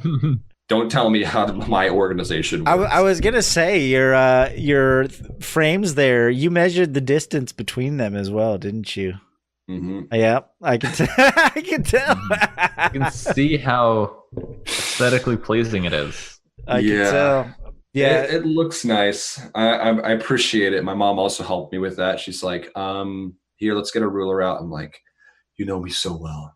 Thank you. And I'm sitting there, I'm like, with the fucking erasing lines after. I'm like, oh, that's the perfect spot. There we go. Pleasing. Awesome. Well, MJ, thank you for answering all of our questions. Absolutely. I appreciate it. It is time for a break. I desperately need to hit the bucket and refill my drink. We're going to take a short, just like 3 to 5 minute break if you guys want to mute yourselves. Okay. And as soon as we come back, everybody better be here because we have some hot, fresh, spicy beef coming at you. We got some Sheef's beef right after the break. So please stick around. Tell all your friends. We got some beef coming at you. And and we have a couple topics we want to talk about still. So stick around. We'll be back in a few. All right. We are back. If you guys want to unmute yourselves, we're going to bring the beef. It's around that time. So for those who don't know, I think by episode 50, I don't need to explain this anymore. Hopefully by then, people have listened to enough episodes that they kind of know what's going on. So for those who don't know, if you're here for the first time, we have a little segment here on the show. It's a fan favorite. Our good friend Meshyf, twitch.tv/Meshyf, he makes a little video for us. He's an angry old man. He hates when I call him angry old man because I think he's younger than me. But he has the spirit of an angry old man. And there's a lot of things that he's just not happy about. And it's kind of fun watching him get upset about silly things. So I commissioned him to create Sheef's beef. He's going to give us 2 topics that he's not happy about. And we get to debate which one is the bigger beef. So if you guys have that ready, we usually do it on go. So I'll say 1, 2, 3, go, and we'll all hit play at the same time. None of us have watched this yet. We're all going to experience the beef for the first time together. So Sweet. when you guys are ready, I'm ready. have that cursor on the play button. You ready? 1, 2, 3, go. Welcome, everybody, to another episode of Sheef's Beef! Welcome everyone to the ring. I'm your ringmaster, Meshyf, bringing you this week's Sheef's Beef. We're going to put 2 beefs head to head and figure out which of the 2 is the absolute beefiest. Stick around to the end because there is a right answer, and I'll let you know if you got it right. Now, first up is group work. Group work is one of those things that in theory sounds fucking rad. I'm going to do 25% of the work and get 100% of the grade. But what ends up happening, you got a ton of different dynamics that just don't mesh well, and you have zero recourse on how to fix it. Now, in the corporate world, you're going to run into group work, and it's going to be just as annoying. I already have ideas in my head. There's kudos, there's money, there's all kinds of stuff attached to it. But in college and everything, there's really no recourse, right? There's always going to be that person that does nothing. There's always going to be that person that tries to take absolute control over the project. And then there's the 2 people that are just kind of coasting by, doing as little as possible to kind of get through. Now, group work is one of those things that was put together so that way you could learn communication, you could learn skill building and working with others and relationship building and all those great things. But what actually happens is there's 1 or 2 people doing all of the work. Everyone else is giving a little bit, and then there's that one dickhead that's doing nothing. Mm-hmm. Group work is fantastic for a teacher because they get a bigger project. They get to say all the great things that group work does. But in reality, all it means is instead of grading 30 things, they're grading like 10 things. It's perfect for them. It's awful for the groups. Let's go ahead and end group work right now. So, group work, you're the first beef of the week. Second beef is hypo.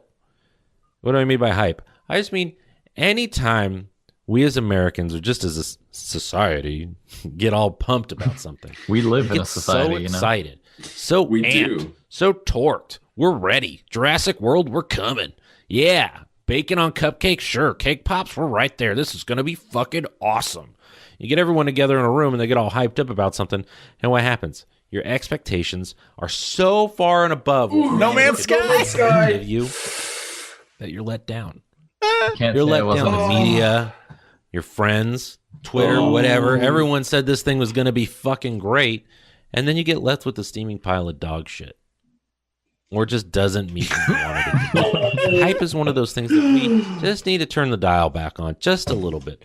Hype is great in small doses or for things that aren't going to hurt you. No, Pre-ordering pre-orders. video games, hyping up movies that are no good, hyping up just about anything can be too much. We need to scale it back, use just a little bit better judgment on what we decide to hype out on, and just kind of, Pops. relax. Fucking relax, everyone. So, those are our beefs of the week. We got hype and group work. Stick around to the end. We're going to hear Jimmy, James, chat. I want to hear from all you guys and see which of you think is the beefiest beef of the week when we come back. I think Meshyf had a couple drinks before that beef. A little stumbling on the words at the end there. there was some angry alcohol infused. Anyway, dude, those are both pretty good ones. I think I know what my answer is, but we'll start from the bottom up. MJLantz, why don't you tackle these two topics, and you can discuss both of them, but at the end of your words, you must choose one. Okay. So, group work. I was in school always that person who did the work, who brought us much information, who tried pulling a bunch of people together. I'd bring like resources, and I would be like, all right, guys, let's fucking do this. Oh yeah. Okay. So what are you going to work on? Oh, well, I'm going to get these. Like, okay, cool. Next week we meet together. Did you do it? No. Okay. Well, are you going to do it today? No, yeah. Okay. I'll make sure to get it by next week. Next week they bring like one page that says I looked at the website or whatever. I'm just like, no. So then there's the hype. Especially with like, he brought up good examples like Suicide Squad or pre-orders and stuff like that. Pre-order now and you'll get this and this and this and this. Or No Man's Sky, dude. Oh, that just boils my blood, because I was one of the people who was like, I'm so excited for No Man's Sky. Let's fucking do this. And I get it. I'm just like, what is this? What did I pay this for, dude? And so I definitely have to go with hype. Like that's where I stand on this. Like that, like group work, we can all get over that. It's like, okay, I'll just do all the work. It's fine. At least I know I'm getting a good grade because I'm securing my grade by doing that. But you can't stop the hype. People are gonna get behind it. They're gonna keep coming after it. All right. Mm-hmm. What do you think, James? Well, you see, as someone that has a long historic history of procrastinating, group work is not my forte. No. Meshyf brought up the idea of the one dude that like comes up and like really puts himself in charge of the group. I like when that happens because he clearly dictates, all right, James, this is what is left over, what we expect of you to do. Can you do it? I'm like, I'll do it the night before, but it'll be done. Otherwise, where it's like a group of people I don't really know, and we're all like trying to put our heads together. I'm just like, all right, guys, I like what we're doing here. I'll see you next week. And they're like, all right, James, what'd you do? Nothing. Don't worry about it. It'll be done when we need it. And then it's the night before, they're messaging me, James, the presentation is tomorrow morning, 9:30. Like, you've done nothing. I'm like, guys, it's 10 p.m. Don't worry. There's more than enough time to finish. James. So in those cases, I'm really bad about it. I've gotten a bit better because of an experience I had last year where these two guys, like, they really like doing their assignments like very, very early, like as soon as it's assigned. So we had a group project. It wasn't even going to be presented for like a month and a half. So I'm like, all right, there's clearly enough time to do this. Two of the guys knew each other in the group, 4 of us. I didn't know the one guy. I barely knew the other 2. And apparently like a week in, the 2 guys already finished the presentation, didn't even talk to us. Wow. And I was like, you didn't even give me a chance. We didn't even talk about this. So I email my professor. I'm like, Professor, I contributed nothing to this presentation. Give me a 0. I do not care, but I will not take credit for the work they did. And then he was like, all right, I'll just have you and the other guy do the other presentation. They can set it out. And I'm like, all right, I'm cool with that. So group work on a personal level, ooh, I hate it so much. I don't like having to work with others. I get why it's to build those social skills, how to work as a group effectively. But when you try to like get a bunch of people whose college schedules are all over the place, it just doesn't work. Especially the way I work, never works in a group setting. Well, with hype, ooh, that hit me hard, Meshyf. I felt that because I feel a lot of hype. I get super excited for games. No Man's Sky, I was like, that's not really a game for me, so I didn't really get behind it. Ooh, Artifact, I was like, oh, it's gonna be the greatest TCG ever. Kind of crash and burn. I'm still having a bit of fun with it. It's not, the Hearthstone killer. It's not sweeping the nation. So I'm like, the hype hurt me a bit. I was so excited. But just in comparison to group work, it's like way up here. Hype is like down here. So your bigger beef is group work, Yes. and MJ, your hype. You're choosing hype for your bigger beef. Whew. You both make very valid points. I think hype has been an issue for a while. But I think us as human beings, I know I tend to be like an optimist, but I genuinely feel like we are getting over that. I feel like we're making, like, as a race or a society or whatever you want to call it, I think we've learned our lesson. I think we're getting better. Like, most of the people I know don't pre-order games anymore. Most of the people I know don't buy anything from EA anymore. I think we've been hurt so many times by hype that I think we're getting smarter.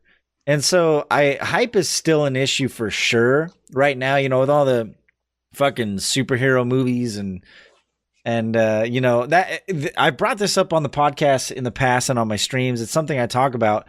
I don't watch movie trailers anymore at all because either A, they completely ruin the movie, or B, they overhype it. And so, like, I've noticed that I just enjoy movies a lot better if I just know nothing about them other than like, well, okay, this is what this movie is. But like, I actively make a point to like avoid learning about things. I'll learn just enough to know if it's something that I might like, and then I'll just jump in. And I know that might be a little more dangerous. Everyone wants to be safe, right? Everyone wants to like, well, if everyone else likes it, then I must like it. And that's the mistake. Mm-hmm. So yeah, hype is an issue, but I think it is a manageable issue, and I think it's one of those things that affects every individual differently. There's a lot of dumb people, and that's kind of the problem. And I put myself in that. I'm not saying I'm not up on my ivory tower saying you're all idiots. Like we all have those moments where we fall for it. But for the most part, I think it's mostly innocuous. I don't think it's. I mean, yeah, maybe you wasted a little money on something and you were disappointed, but I don't know. I don't think hype is, unless you're talking about like weaponized hype. Now, as I think about it more, like hype can be dangerous. Mm-hmm. if we're gonna talk about this on a global scale. But group work, I hate. I fucking in college, the only reason that I maintained the GPA that I did and that I did so well is because I had almost every class with a very good friend of mine who just happens to be a mathematical and analytical genius and likes writing documentation, which is rare. He did all that and I did all the coding. So like we just. Are you sure he's human? He might not be. He's actually already like published a couple peer-reviewed papers and shit. Like he stayed in academia because his brain is just too big for anything else. But he was a good friend of mine, and I just lucked out that we happened to have a lot of classes together. And without him, if I would have had to work in groups with other people, because like we just had this unspoken relationship where I would do all the code. I love coding. Like software development is just something that I have a knack for, and I can sit in front of a screen for 12 hours and just crank out whatever needs to be done. And he would write the documentation, and it would be like perfectly done. It would be, immaculate. It would be, if there was any, like, if we're making our game or some like 3D graphics thing or whatever, he'd handle the mathematical parts of it. We had a very, very, very good working relationship. So I didn't have a bad experience in college, but the problem is I went on to work for a company, right? So I'm not working with that one best friend who I have a perfectly ideal relationship with. Yeah. Now I'm working in an office with a whole bunch of people, and there's projects that require us to work together. And I just want to sit in a dark corner and code. And I don't want to, like, I got into software because I don't want to deal with people. So group work is like, like I can do it, and I'm not bad at it, but I have my very strong opinions about the way things should be done. And so it's hard for me sometimes. I went to online school for a while, and I looked at University of Phoenix for like 2 minutes until I realized I talked to someone who told me that every single class at University of Phoenix is a group class. I don't know, like, not from his experience. Maybe that's not true. I don't know. But he was like, every class you have to work with a group of people, and that's even worse because you're not physically even near each other. Yeah. And there's people who literally just go to University of Phoenix knowing that it's group work so that they just don't have to do anything, and everyone else is going to pay. Like, it's a degree mill. People know they can pay money to go to University of Phoenix and let the groups carry them through all of their work. And the one or two people who give a shit will just get it done, right? Mm-hmm. Yeah. Group work is probably going to edge out hype for me, I think. I think I'm going to be with James on this one. I think group work... I mean, we're a society, so we should be able to work together, but... It's expected. But that doesn't mean I have to like it. That's true.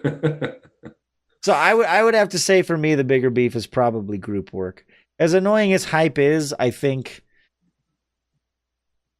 it's not as big of an issue as it was. I think like the late 90s, early 2000s, hype just like destroyed a generation.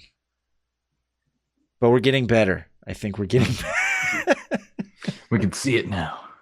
We're not susceptible to its charms. Maybe that's just my optimism coming out, but I think we're getting better.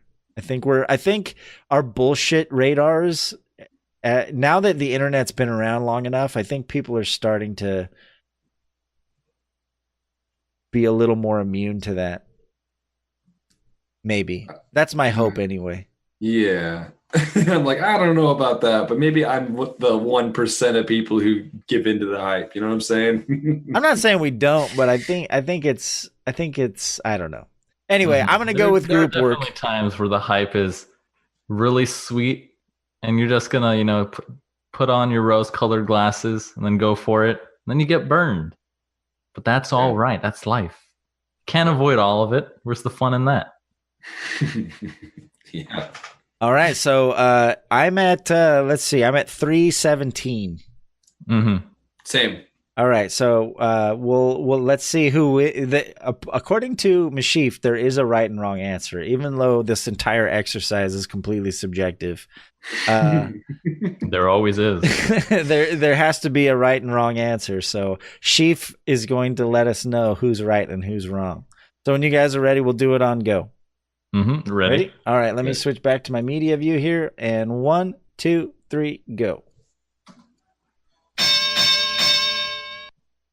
And we're back. Before we reveal the final beef of the week, I want to take a second and thank everybody that's live in chat on the podcast with us here today at JimmyNavio's Twitch channel, twitch.tv/JimmyNavio, 6 p.m. Pacific Standard Time, Wednesdays. Chat makes this awesome. Be here live for this. It's a great time. And now, our biggest beef of the week is... Yes! Can we reel it back just a little bit? I have done this. I have been a part of this, and I'm guilty.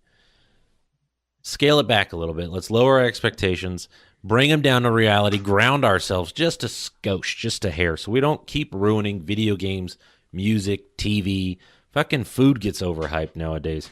You ever have that friend that goes, "Oh, the tacos from this place are the best, absolute best." And you get there, that's true.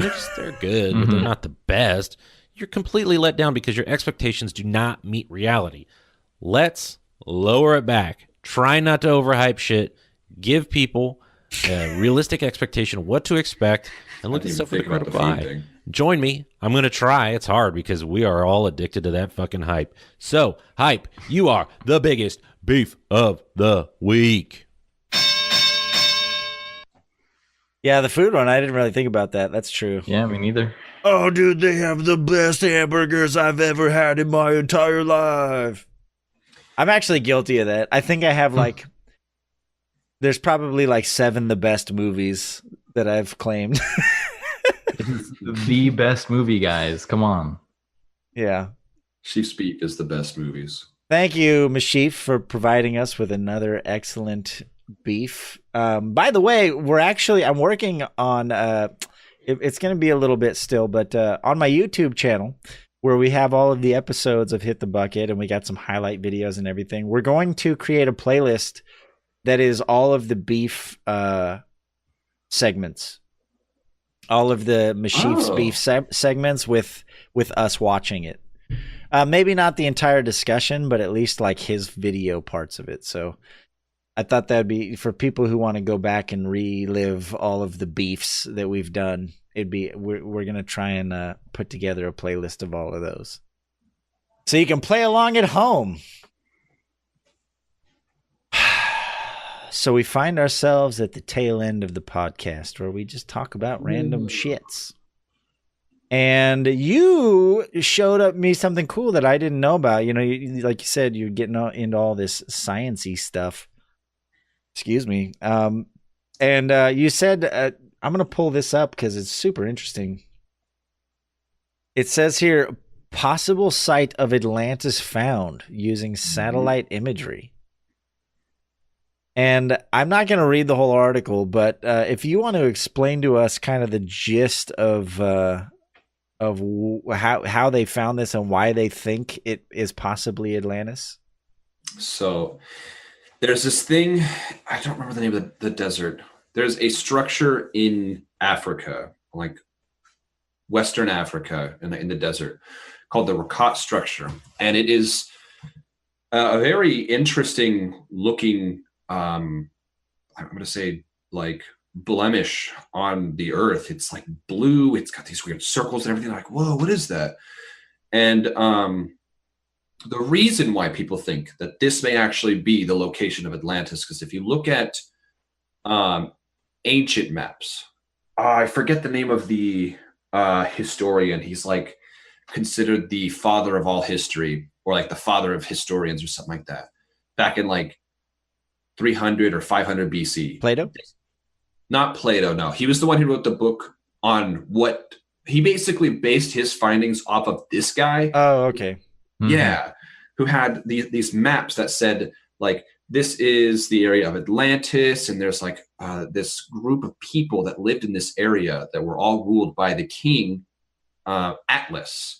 Atlantis being the name that's saying belonging to the king Atlas. And when they were like, when finally, now that we have satellite imagery, we can kind of see the image, like, oh shit, what is that on the map? The maps that were drawn back in like, 300, 500 BC era, they had the whole Mediterranean, they had fucking Italy, Greece, and everything like that. But right along the upper side of Africa, they had Egypt, the Nile, which was really weird. It ran across Africa. It didn't just run like down through kind of near what do they call that? The Middle East. It actually went through towards the west. And if you look at, I forget what the name of the website is, but it's like you can actually see what the sea levels were back then, and it kind of raises all the ocean. Where that spot is, where the Rakat structure is, it's actually at the time period of when the water had risen. That could have been an island where, yeah, it's like, oh, that's really interesting. Now, none of this is like based in fact, it's all conjecture, but we can just based off of all of these evidences, especially with Plato's recollection and his books stating on what Atlantis looked like. I think it's 3 rings of land and 2 rings of water. That structure matches that description. You can see the rings from the satellite. You go to Google Images, type in the Rakat structure, zoom in on it. You can see the rings that show these things. And yet scientists haven't gone through and done any studies on it, haven't actually excavated anything. So it's like, oh, that's pretty cool. I hope they do something about that, because then all of these legends about Atlantis could actually be proven that this society existed, you know? So, like, it was, I don't know. There's a YouTuber, Bright Insight, I think. He actually kind of covers a lot of these subjects and kind of throws a bunch of stuff, adds all the links in the description. It's really interesting. No, that's super cool. I mean, you know, there's been speculation forever about like Atlantis and like, just the picture that they show here is, I mean, like you said, it's all kind of speculation, but it's kind of exciting. I mean, it's fun to speculate. It's fun to get excited about this We're going to find a Stargate, and that's going to start the space exploration age of humanity. Yes. We're either going to find a Stargate or we're going to discover that the lost city of Atlantis was just a bunch of drunk asshole rednecks. Yes. They got all their coolest technologies are what the rednecks had designed their current redneck tools. They're like, let's build a city in the middle and then put water around it and then some more city and then some more water. Don't forget the gators. I like swimming. We need more water circles.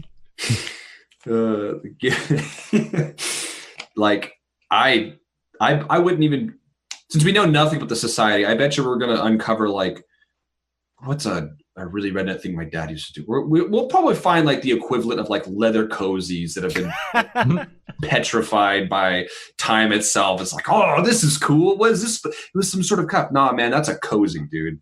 That belongs around your beer, okay? And here we have the Atlantis tractor pull, dated. We've carbon dated this tractor pull to.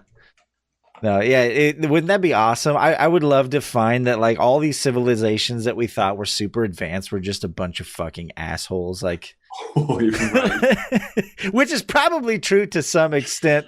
This is an ancient man's chew pouch. Yes. Yes. This is where they shot the natives. Like, just like terrible, like super redneck, just fucking, which, I mean, they were more primitive than us, right? So there's no way, like, we paint this picture that they're these like advanced societies, but you know, fucking, they're going to find beer bong in a bedroom or something. Like, oh my gosh. Yeah. It's going to be in some like, Atlantis is basically a structure of trailers in a circle. That's why it's Atlantis. It's like it's sunk because they ended up doing a big kegger party and it just fucking blew the whole place up or something. Like, it's gonna be a ring of trailers, all in a big circle. It's gonna be fantastic. They probably were assholes. Most people today are assholes. And there's a lot less rape and murder now than there was then. That's true. Yeah. That's what I'm saying, man. I think we paint a pretty picture for these ancient civilizations, but they were probably trash. Mm-hmm. Ancient Aliens does not do a good job of making them. They don't tell the truth. They keep saying it's extraterrestrial. They're just hillbillies, dude. It's just hillbillies. Yeah. So, I wanted to bring this one up while you were here, MJ. Yeah. This one about the comedian. Yes, I really like this article. A topic that we bring up here occasionally is people who are recreationally outraged, who make it a pastime to be angry at other people because they have nothing better to do, and to basically poop all over freedom of speech. And this one was pretty interesting. This is coming from BBC. Basically, what happened was a comedian who was invited. I think he was invited by a local. I think it said he was invited by like the student union or like from one of the culture groups at the school. Mm-hmm. It says a gig at the School of African and Oriental Studies, organized by the University Society UNICEF on campus. They invited him to come perform, but then they asked him to sign a waiver, and the title of the waiver was Behavioral Agreement Form. And they basically told him, you need to sign this and agree to these terms if you're going to perform your comedy routine on our campus. Yeah.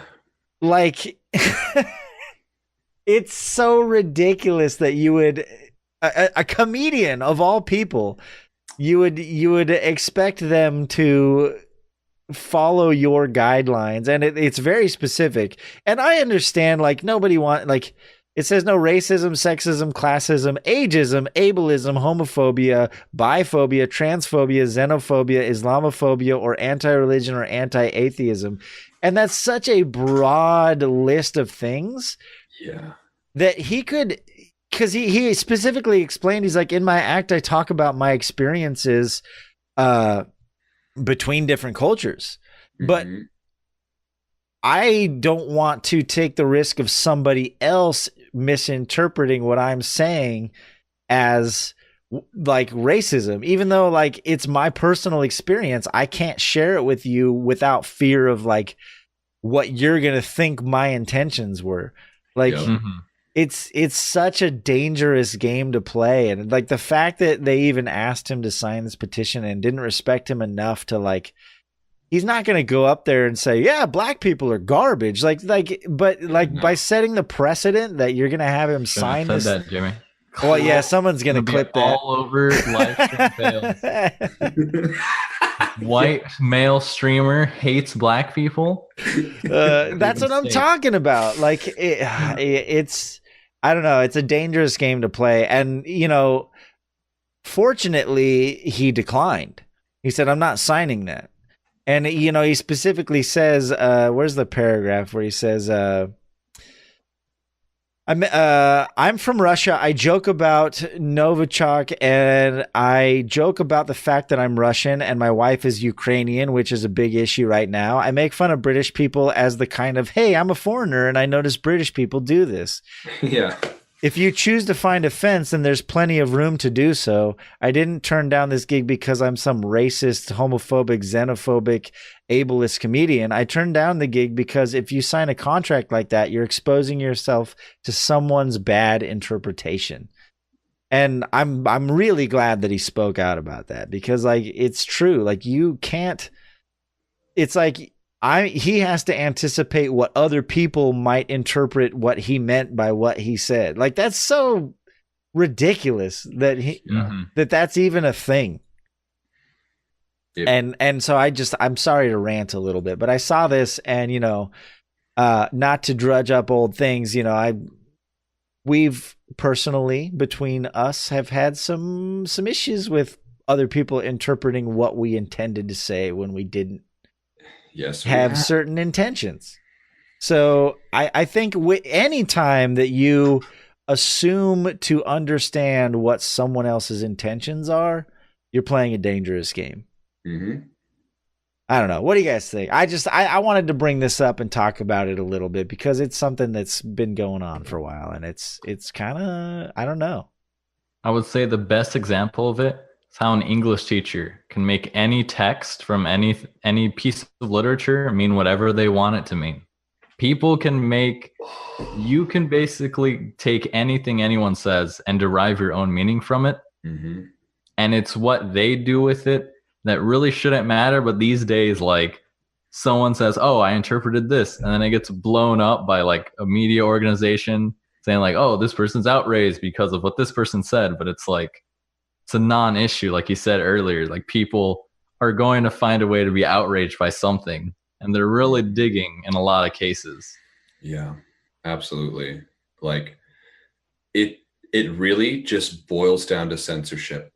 Like there's so many situations that I see this happening where like if someone doesn't like the way that they said something, especially when it comes to personalities in general, they have to be very careful about how they say something, how they joke about something. Like someone can't just like hear a joke and be like, oh, he was just genuinely making a point. It's not a, you know, like Jimmy said, he doesn't like truly think black people are trash. It's just like, it was just an example. or a joke. That's usually how comedians start something. You know what I'm saying? And then the media or whoever will say, well, that offended me because, you know, like I relate to that group, for example. It's like, okay, well, you got to understand, my job is to make you feel uncomfortable or think differently about these sorts of things. That is what I'm supposed to do. So if I sign this contract and I have things that specifically, like I know what my act is, and it's going to collide with this, no, I'm not going to do that. I'm sorry. I mean, I don't know how the freedom of speech works in the European countries, but I know over here in our social climate, it has really given a lot of people the platform to just shit on people for no reason at all. If you don't like that person, you can take what they say and make them look like the bad guy because they said something that offended you, or you just don't like them or have no reason. But censor them. Let's just put fucking ban hammer. Bam. Now you can't talk. Now you look like a fucking bad guy. Oops. Maybe you just shouldn't have talked to me. Sorry about that. Like, oh. I think the most dangerous part for me in this whole thing, like I've talked to people on both sides of the aisle, and I respect their opinions on both sides of the aisle. Mm-hmm. And I'm a very firm believer. Like our founding fathers could not have anticipated the internet, but what they did anticipate is people jumping to conclusions, right? Due process exists for a very, very specific reason. Due process is the idea that you're innocent until proven guilty, and you should be given the opportunity to defend yourself. And people shouldn't automatically say, "Oh, if that's what happened, then you're guilty," and you hang him. You know, like right. Due process is the opportunity for you to prove that no, that's not the case. This is what actually happened. But the problem is that the internet has kind of stripped society from due process a little bit. And that is because for example, you know, you have there's that one example of the comedian, the female comedian, right? Her joke was in very poor taste. It wasn't a good joke, and it was kind of offensive. But I forget her name. She was about to go do some I forget what it was, but she was getting on a plane to go to Africa.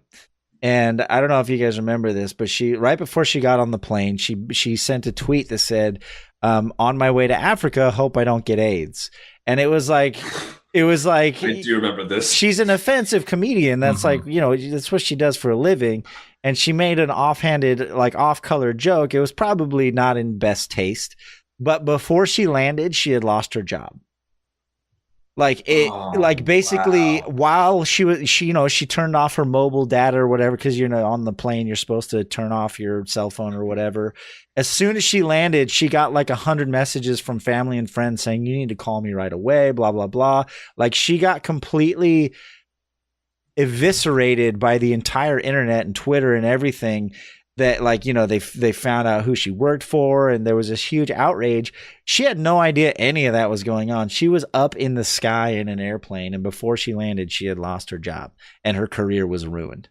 And like, she never had an opportunity to even have a discussion about like, "Oh, I'm sorry for what I said. It was probably in bad taste, but you know, whatever." Yeah. Like there was no due process whatsoever. Society or not even society, probably a small minority of offended people made an uproar and basically got enough momentum to ruin this woman's life. And that's what's scary, is the fact that like, you know, if I say one wrong thing, like you said, what I said earlier, the example I used, someone clips that, right, and posts it out there, finds my real name. Like I actually go through quite a bit of effort to not expose my, like, I try not to connect my real name to what I do on Twitch for that specific reason. Because, you know, 2 or 3 assholes decide that they're offended by something I said, and they find out who I am and who I work for, and they, you know, send a video clip to my CEO and say, "Hey, this is the type of people you employ. We're going to boycott your company." And all of a sudden, you have a real problem on your hands because social media makes it so easy for that stuff to spread. It's like that's really scary. Like I don't know. I feel like on that same note though, I mean, you should be able to trust your employers to talk to you about the situation before anything like that happens. You know? It depends on the company. My CEO is actually a pretty chill dude. I don't think that would happen in my case.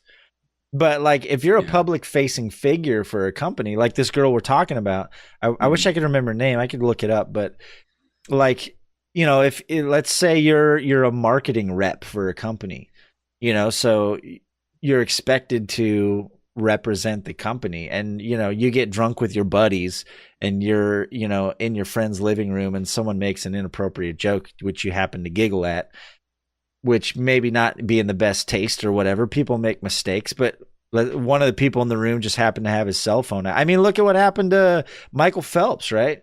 Like, he took like one hit from a bong or a joint or whatever. Oh yeah. And like, he was lambasted. And it's like, people can't be people. I don't like, we can't make mistakes. Like, it's immediate judgment. It's zero due process. It's like, nope, you did this thing and we've decided as a society that you no longer deserve to have a job. You no longer deserve to be respected, and you're subhuman now because you didn't live by our specific subset of rules. So we're just going to make your life unlivable now. Like, Yeah. It's scary that power exists. And it's like, it's not even in anyone's specific power. If it's like, you can literally make a case for anybody and be like, you know what? I don't like them. Let's just comb through their social media and see if they've said anything that could be remotely like seen in a bad light. If someone really wanted to, they could go through that effort and probably get away with it. And that's terrible. There's the whole Kevin Hart thing. Oh yeah. Oh, I don't know about that. Did you hear about that? So he was slated to host the the Oscars or one of those big award shows. He was pegged to host it. He had been invited to host. He was like, and then you know, Kevin Hart, he's been on Twitter for years, right? Mm-hmm. And he blew up. He's one of the biggest comedians of our time, right? Like, he sells out stadiums and shit. Like, he's made a name for himself, and he's a very successful pegged oof. Stop it. He's a very successful comedian and actor, and you know, a long time ago on Twitter, he made some offhanded jokes or remarks about you know, I hope my son isn't gay, or, you know, like, I don't know. He said something. He made some comments years and years ago. And somebody dug those up. Someone was, you know, saw the opportunity where they're like, no, he's not going to host this award show. Look what he said back in 2008 about this subset of people. And it gives people zero opportunity to grow or learn. Like, I guarantee you in high school, I'd said some fucked up stuff. I'm really glad the internet was not as big of a thing as it is now when I was a kid, because like, there's no room for forgiveness or growth if you do that, right? Like, what's he supposed to go back and delete all of his old Twitter messages? If like, I don't know. It's a great example of that in a microcosm is just like, look at Reddit and how someone puts an opinion out there. And then if it's an opinion, you know, some people might not agree with, the first thing you see under as a reply is, well, I looked through your comment history and you post here, here, and here. So obviously you're an idiot and you don't like mean anything. And it's like, what? Or like those people who go willing to dig through the communities this person hangs out with and make a judgment about who he is or she is based on the people and the communities they associate with. Or like, yeah, there's people who like, if they disagree with your comment on Reddit, they'll go through your entire history and downvote every single comment. Yeah. Like, you literally have nothing better to do with your fucking life than to just like try and ruin my day. I bet it's internet karma. It means nothing, and you have this value on it that I'm going to reduce his. And comb through it, downvote all of them because I think it has a value. It's pretty outrageous. I don't know. The pendulum swings both ways though, and I feel like I think enough people are kind of speaking out again. That's one of the big reasons I love the Your Mom's House podcast is because they just laugh at that shit. Like Tom Segura in his last comedy special, he had a whole bit. And it's funny because he had an entire bit and the bit started with, well, you can't say retarded. And that, like, he was literally saying you can't say retarded, and he was explaining why you can't say retarded anymore, and that was the bit. And people were like, oh, he used the word retarded. He's like, no, I was literally explaining why you can't say retarded. Like it was so funny because he proved the point with that bit. He's like, the bit was literally me saying why you can't use that word anymore, and people got mad that I used the word in that bit to explain why you can't use that word. Like it was kind of meta, but like it was pretty funny how he just kind of proved the point like on itself. Right? Yeah. Mm-hmm. But anyway, I think you know, when you've got, and there's enough people out there like Bill Burr and Tom Segura, and hopefully the comedians, a lot of comedians have straight up said, I'll never perform at a college again.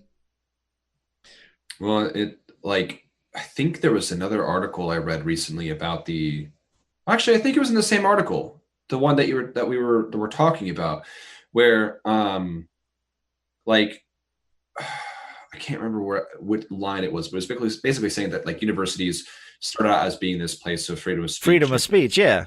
Yeah. And now it's and I've seen it too. Like I've seen it become this very oppressive, they call it a woke society. I'm going to put quotations around that, right? Because there is a level of like understanding, like if you see things that are going on and you understand, you're being taught like, oh, hey, so you probably shouldn't say retarded or something like that. And here are the reasons why it's offensive. Like there's a level of, hey, just don't be a dick, okay? Like it's a pretty simple thing to do, but people take that as, well, if you say the word, then you're a bad person. You know, if you say retarded, or if you say like, I can't even think of any other words. It's just like if you're a genuinely just trying to like, even like the podcast example you're saying, he's just trying to give an example, and people are getting mad about it because it's just a word, you know. And granted, words have power. Words hurt people. And this is something that we do have to understand, and what we say can actually hurt people. Right. But in situations where we're a comedian, or we're a public figure, or we make a joke about AIDS when we go into a country that statistically has a high rate of AIDS, like it's in bad taste. Let's be real. But like, lighten up, guys. She's not attacking anyone, or he's not specifically trying to belittle a group of people. There's no connection with the two except, hey, I'm just trying to, let's just make let's have a little fun about it. It's okay to laugh about things that are like, I don't know. It's just, I don't really know how to go forward with this. It's just, I know for a fact growing up, I've said things in bad taste, but it's always with people that I care about and I know I can trust. And now that we're in this, like, this society where people do genuinely get hurt over the smallest things and choose not to have a conversation about it. Like if I hurt you, I hope you'd come to me and say, hey man, did you mean that? Why did you say that? Can I hear what was going on? I didn't think about it. I didn't think that how it would affect you. I'm sorry. I genuinely didn't mean to do that. You know, it's as simple as having a conversation, but no one wants to have it. They just want to be mad, you know? Right. Well, and I think that's what really needs to happen is conversation. Like, yeah. And also just maybe assume better intentions. Like, again, I'm sorry for being such an optimist, but in general, I tried my best to assume that most people have good intentions. Mm-hmm. And I don't think it does anyone any good. I don't think it's productive for society as a whole to walk around thinking that everyone's trying to offend you all the time. Like that's not going to make you very happy, and it's not going to make you very successful, and it's not going to make anyone else very happy. And maybe if you just give people the benefit of the doubt a little bit more and just say, oh, maybe he didn't mean it that way, or maybe he was just trying to be funny, or maybe I should just kind of take a step back and think about this. Because I mean, even there's times, like, there are definitely times on these podcasts where we've made jokes to each other. I mean, like, it's what we do. Like, I make fun of, the way James pronounces certain Mexican words, or like I'll bring up like that he has a large family, or I'll say La Chancla or some shit. Like, I'm not racist. Like, it's just. Or are you? Yes. Fuck your country. Build a wall. No, that's humor, right? Like, it's sometimes those things why can't we point out some generalizations that they may or may not be true, but like I personally know that James comes from, when he's in California, he's in a house full of people. I know that because his brother's in the same room playing Fortnite when we're trying to do a podcast. Like, contextually, I know him well enough to be able to poke fun at it. But someone out there could easily be like, oh, he shouldn't be saying La Chancla. That's cultural appropriation. That's our culture's joke. That's our culture's, whatever. Casual child abuse, that's our thing. You can't take that from us. Are you familiar with La Chancla, MJ? Do you know that La Chancla is the sandal? It's like in Hispanic culture, like, it's a common thing that like your mom or your grandma or your aunt will take her sandal off and smack you over the head with it, or throw it at you when you're not behaving. Oh, so there's this joke about La Chancla is like a weapon. It's like a disciplinary weapon that it's a joke that I make occasionally because my good friend Tony that I grew up with, like, he would make that joke all the time. So like, it's just something I'm aware of that I'll joke about, and it could easily, be taken as offense if someone didn't know the relationship between me and James and they just showed up and I'm like, watch out for that La Chancla, right, James? Like, oh, sí, señor.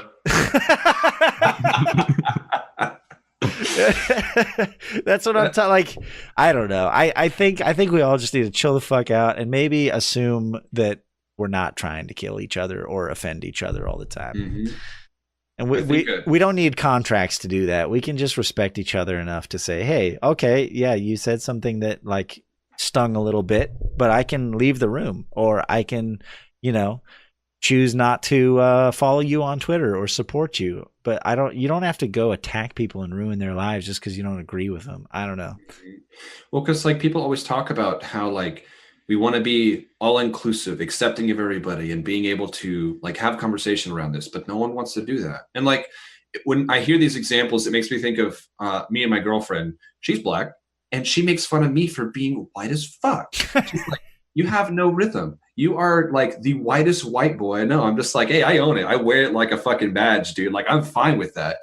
And other people make fun of me about it too. And it's like, I like that because it means people are paying attention to me. It means people are showing that, like, when you make a joke about someone, you're taking a truth. It's not a stab. It's like, hey, it's like, isn't that kind of funny? It's like, oh yeah, that is kind of funny that you do that, Jess. It is kind of funny that. Here's a really weird example I'm about to share. I asked her, I was like, hey, so have you ever just like put water in your mouth, laid on the ground, and had a dog lick it out of your mouth? What? What? I said, yeah. Like, she's like, I think that might be a white person thing. I'm like, no, like, I've never done that. Darn white people. I'm like, okay, I guess maybe that's just me. I think that is just a you thing. Oh, whew, you're on your own there. I'm not claiming that one. You're not a dog person if you haven't done that. Look, if you haven't given your dog some water out of your own mouth like a bowl, do you even care about it? Have you even lived? You haven't lived until you've had your dog drink water out of your mouth. That's hilarious. Yeah. So I don't know. I think we can all just have a little fun, and sometimes generalizations are funny. I'm sorry, but they are. So it's not going to change. I think as long as it's not in like, as long as it's not. What's the word I'm looking for?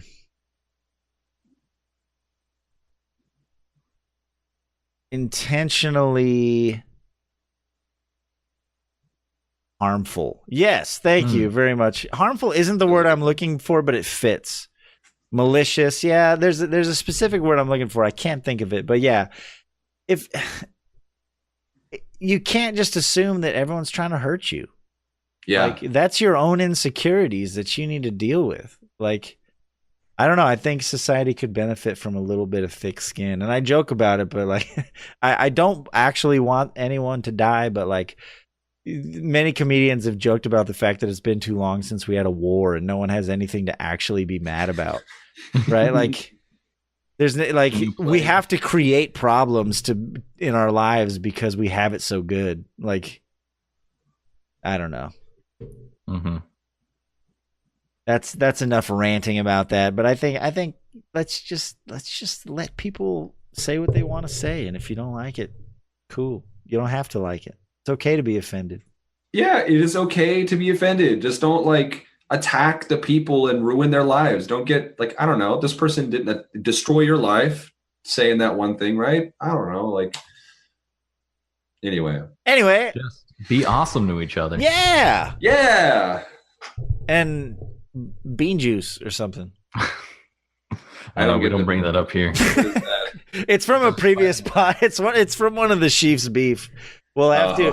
I almost feel like when we have new guests, they should have to watch all of the previous Sheef's beefs. Getting dead. Yes. The podcast just grows in length every time. No, not on the podcast. We should just send them a link to the playlist so they have to like be familiar. I'm still partial to syncs. The whole syncs thing was pretty funny. But moving on, I don't want to sit on that too long. I just thought it was worth discussing. This is pretty cool. Before we're getting close to the end here, there's a couple topics I wanted to touch on briefly. So you know how there was all of that back and forth about letting games be completely cross-platform between Sony and Microsoft and PC, and it finally happened. And there's been some leeway. Like, finally, everyone decided to be nice about it. So Epic jumped on the opportunity, and I think what they're doing is super cool. The cross-platform services that they developed for Fortnite, they're going to make those available to everyone. So what that means is if you want to develop a game and you want to make it cross-platform, but that's a lot of work to get it to communicate between all of the different protocols and APIs and everything. It gets really technical. Well, basically Epic's like, hey, we developed this already. Like, we've got this platform that you can use so it'll save you, hundreds of, probably thousands of hours not having to develop this chunk of stuff so that you can make your games cross-platform. So that is insanely exciting. If people actually see the value in this and utilize this technology, we could see a lot more cross-platform games in the near future, which is awesome because I have, various friends who own different consoles, and it sucks because it's like, oh yeah, I just bought Black Ops. Oh, I bought it for Xbox. Oh, okay, well, fuck you. I can't play games with you because everyone has different games on different platforms. I would love to see this get some widespread use. So it's a short article. I'm not going to read it. I can share the link with you guys, but it's very, very exciting from a technical standpoint. If developers don't have to waste time creating these platforms, they can just use the one that Epic built. I love that so much. Yeah. Mm-hmm. On the last episode, we talked about companies open sourcing and sharing their technology is generally for everyone's benefit. So I'm super excited about it. That being said, Epic, they're making moves. They're trying to they have so much money right now. Fuck Fortnite. Come on, Shady. Dumbest game. I mean, I only play CS:GO Royale. there's got to be a reason. So many. Obviously, a lot of people like the game. So I mean, a lot of kids. Fortnite is trash. I'm with you. You guys are a bunch of haters. Everyone else is going to keep playing it and enjoying it. I don't play it, but I'm not going to hate on it. That's, it is what it is. Nothing but 12-year-olds. Anyway, my point being is Fortnite has been so successful that Epic's sitting on a mound of money. And just prints cash. Valve found themselves sitting on a mound of money when, Half-Life and Counter-Strike and all of their original titles exploded, and they built Steam, and now Epic is sitting on a mound of money, and they're like, hey, Steam's making lots of money over there distributing all these games. I think we should probably do the same thing.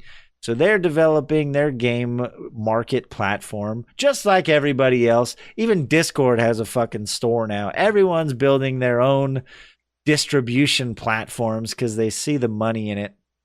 And I'm okay with that. I love competition. The only thing that bugs me about it is the fact that I have 6 different launchers on my computer to play different games. So I don't know. What do you guys think about Epic getting into the game distribution? Personally, I'm ready for it. Yeah. Like, I was reading in the article about how they were talking about, like, oh yeah, so the way that Steam is set up, like, a lot of the reason why I don't play games on Steam or even look up games on Steam is because it feels so cluttered.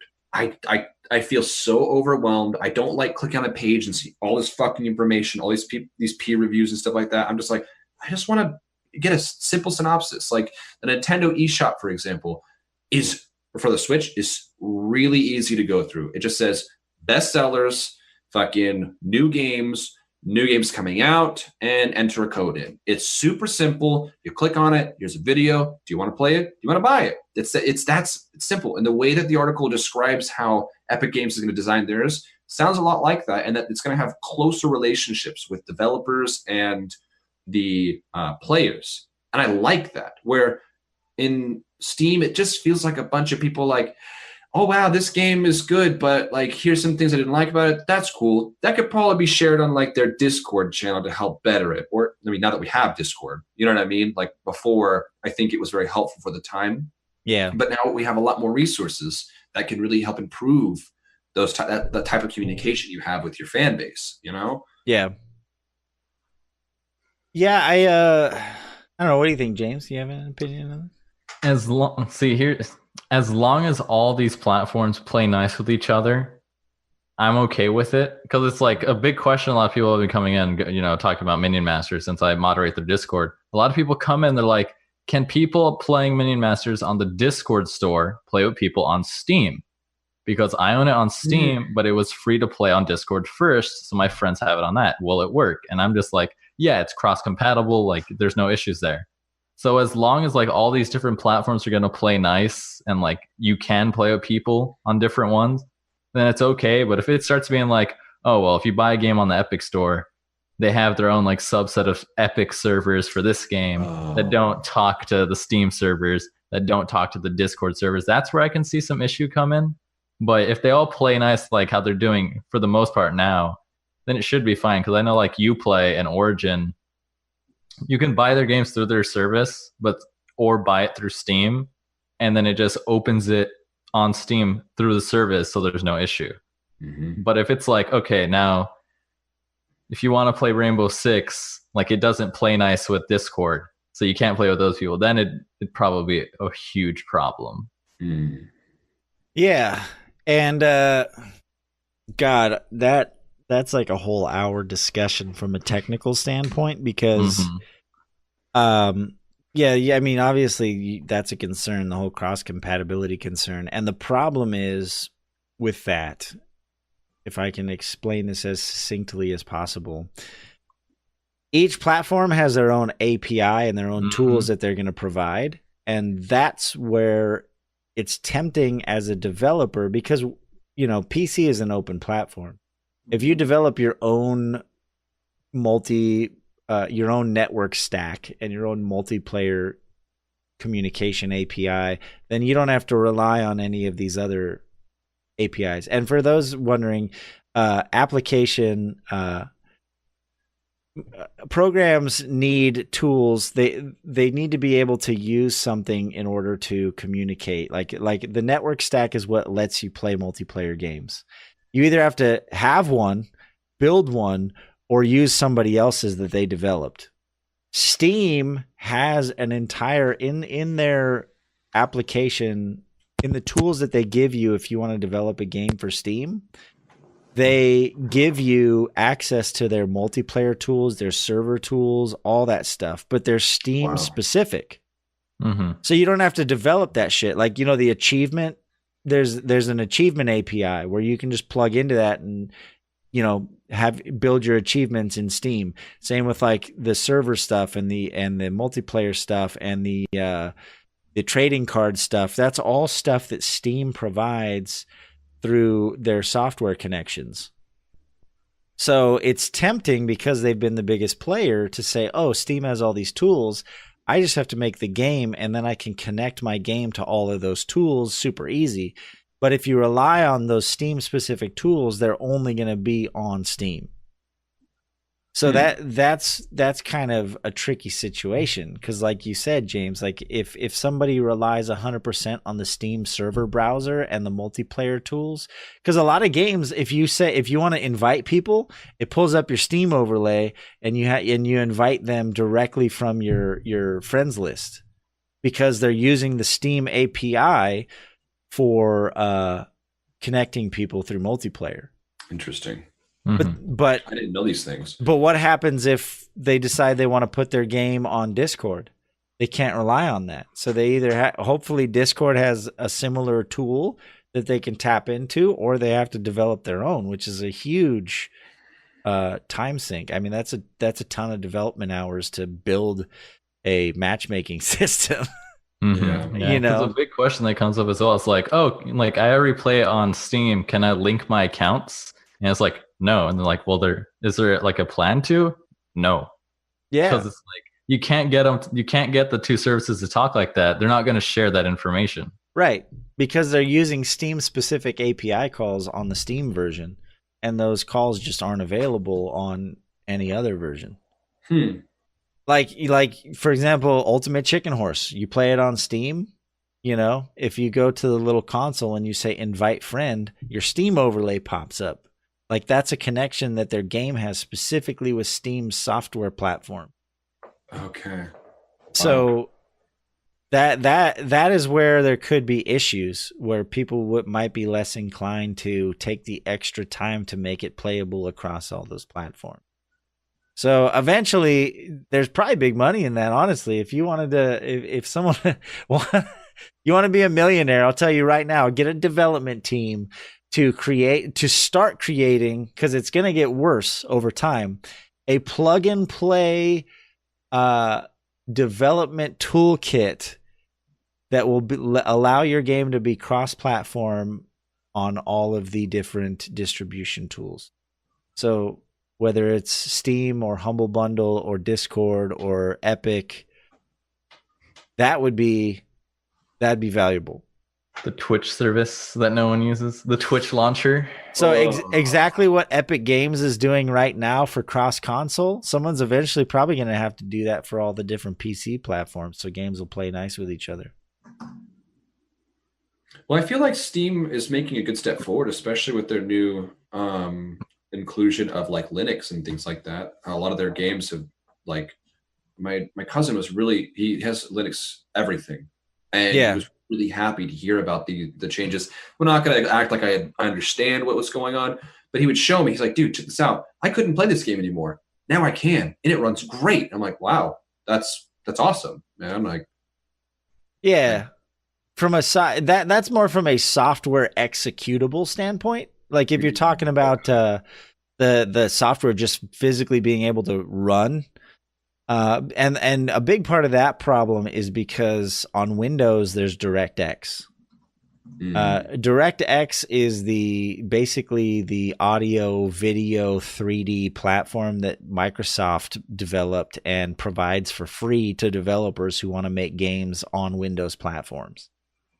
The only alternative to DirectX is OpenGL and then third-party like sound libraries, but the money is in Windows, and DirectX is really easy to use.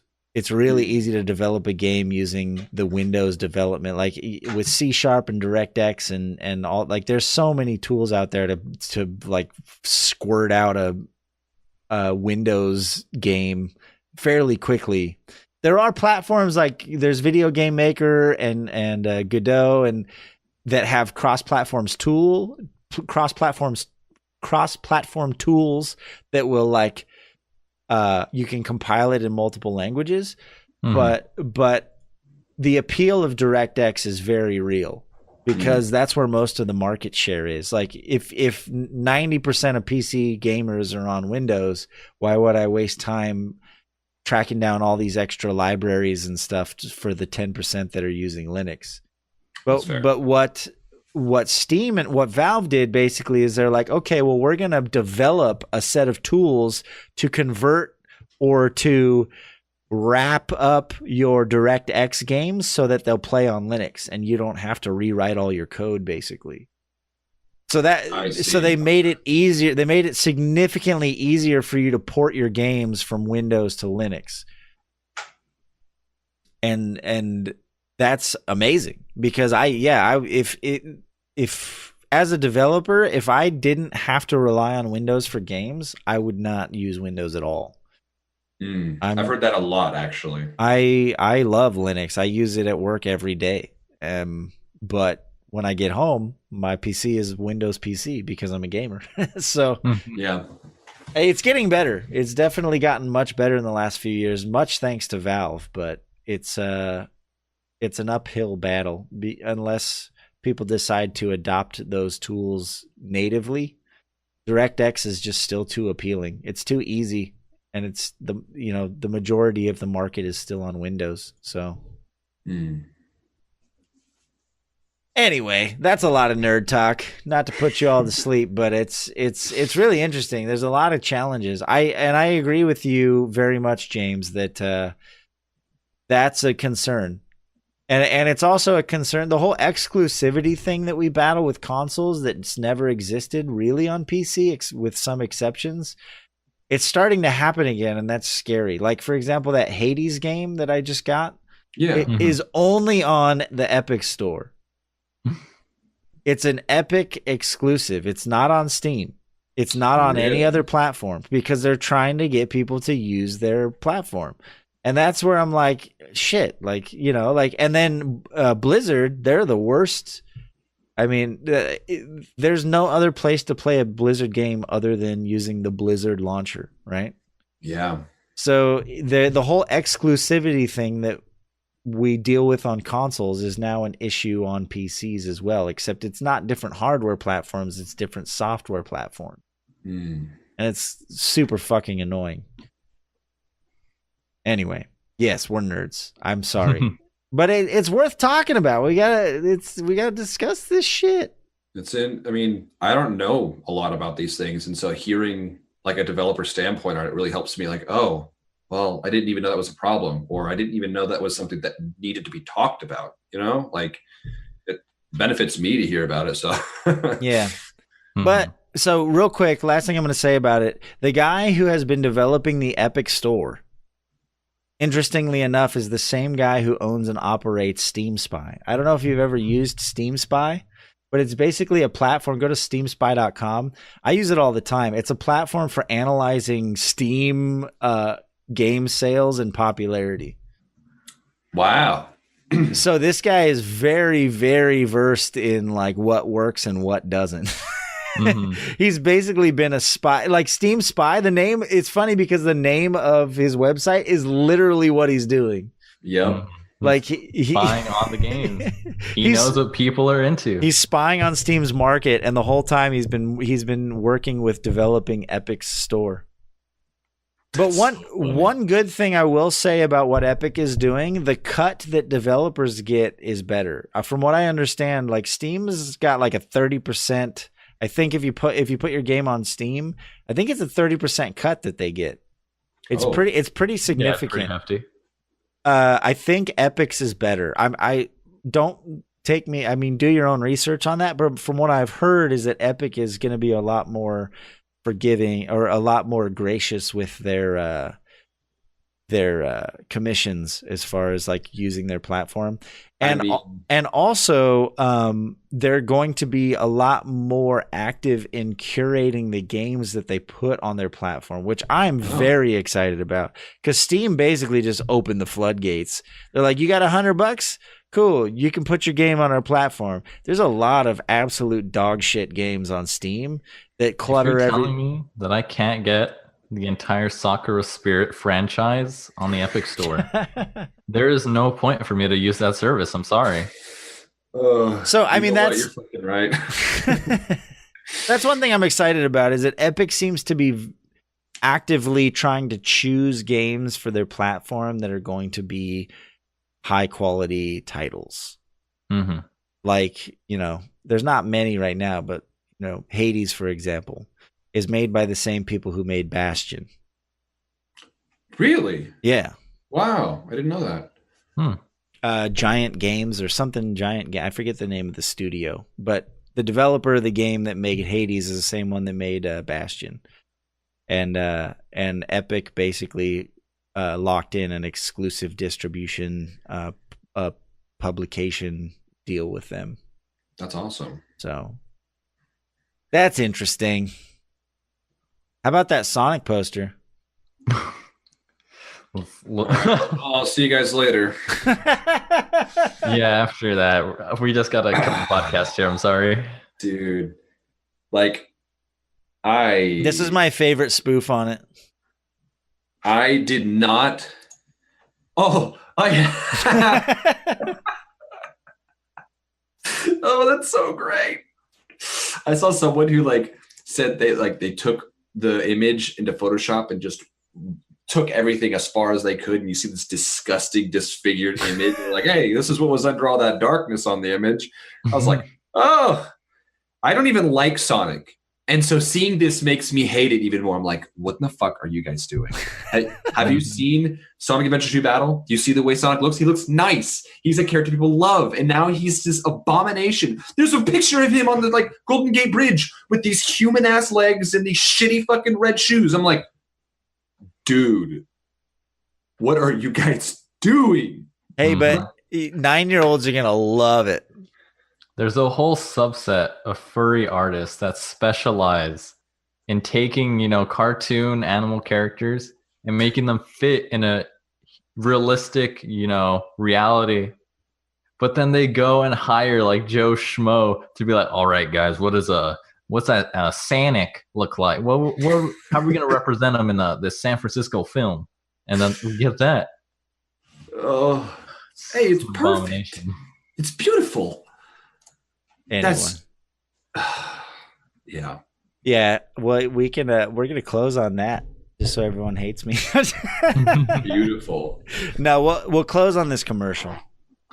It's only a couple minutes long, and we'll probably have to cut this out of the YouTube video. I don't know if we'll get a copyright notice for it or whatever. But I don't know if you guys saw this, but it is hilarious. Ryan Reynolds recently acquired a gin company, and so he's self-advertising his gin company, and it's this commercial is gold from beginning to end. So I'm gonna play it in its entirety, and if you miss out on YouTube, you might have to go watch it on Twitch or look it up yourself. But it's a fantastic commercial. So we'll play this and we'll call it a night after this. But yeah, enjoy. God dang it, Bobby. This clip has a copyright. Now owned by a Canadian. That's so great. I've never seen it. That's so good. It's comedy gold. It's fantastic. That's if you want to hire anyone to do some promo for you, man. Ryan Reynolds he's killing the game right now. I don't even like gin, and now I want to try that. Yeah, I know. It makes me want to go buy a bottle of Aviation Gin, right? Yeah. Has the Reynolds seal of approval. Exactly. It's awesome. Anyway, thank you, everyone, for being here. Thank you, MJLantz, for last minute deciding to jump in and join us tonight. I hope you had a wonderful Hit the Bucket experience. Oh, it was awesome. I really enjoyed being here with you guys. Honestly. Awesome. Oh, I'm a Samurai shows up and we're about to leave. I'm sorry. You missed the party. You're going to have to go watch it on YouTube's. Ouch. Feels Pepe, man. If you don't know, MJLantz, he also streams from time to time. Go check him out on Twitch, TheMJLantz. He's also, as we mentioned, a voice actor. So hit him up. If you guys are looking, You got an email address you want to throw out there if someone's listening and they want to hit you up? yeah, absolutely. TheMJLantz at gmail.com. If you guys have any business inquiries, just send it there. I promise I will check it. He promises. Pinky swear. The biggest of pinky swears. Anything else you're working on? Anything you want to plug or talk about? Or So, I am working on a couple things, but I want to make sure that I have everything together before I start announcing it. Basically, so a long time ago, an animation that I was working on, I've decided to change the medium that I'm going to be using it with. I'm probably going to develop this animation to be a video game, but I want to get everything all straightened out before I start saying things, because a lot of times projects start but then may not get finished, and so I don't want to hype anything up. Sheef's Beef already explained that today, so I just no hype allowed.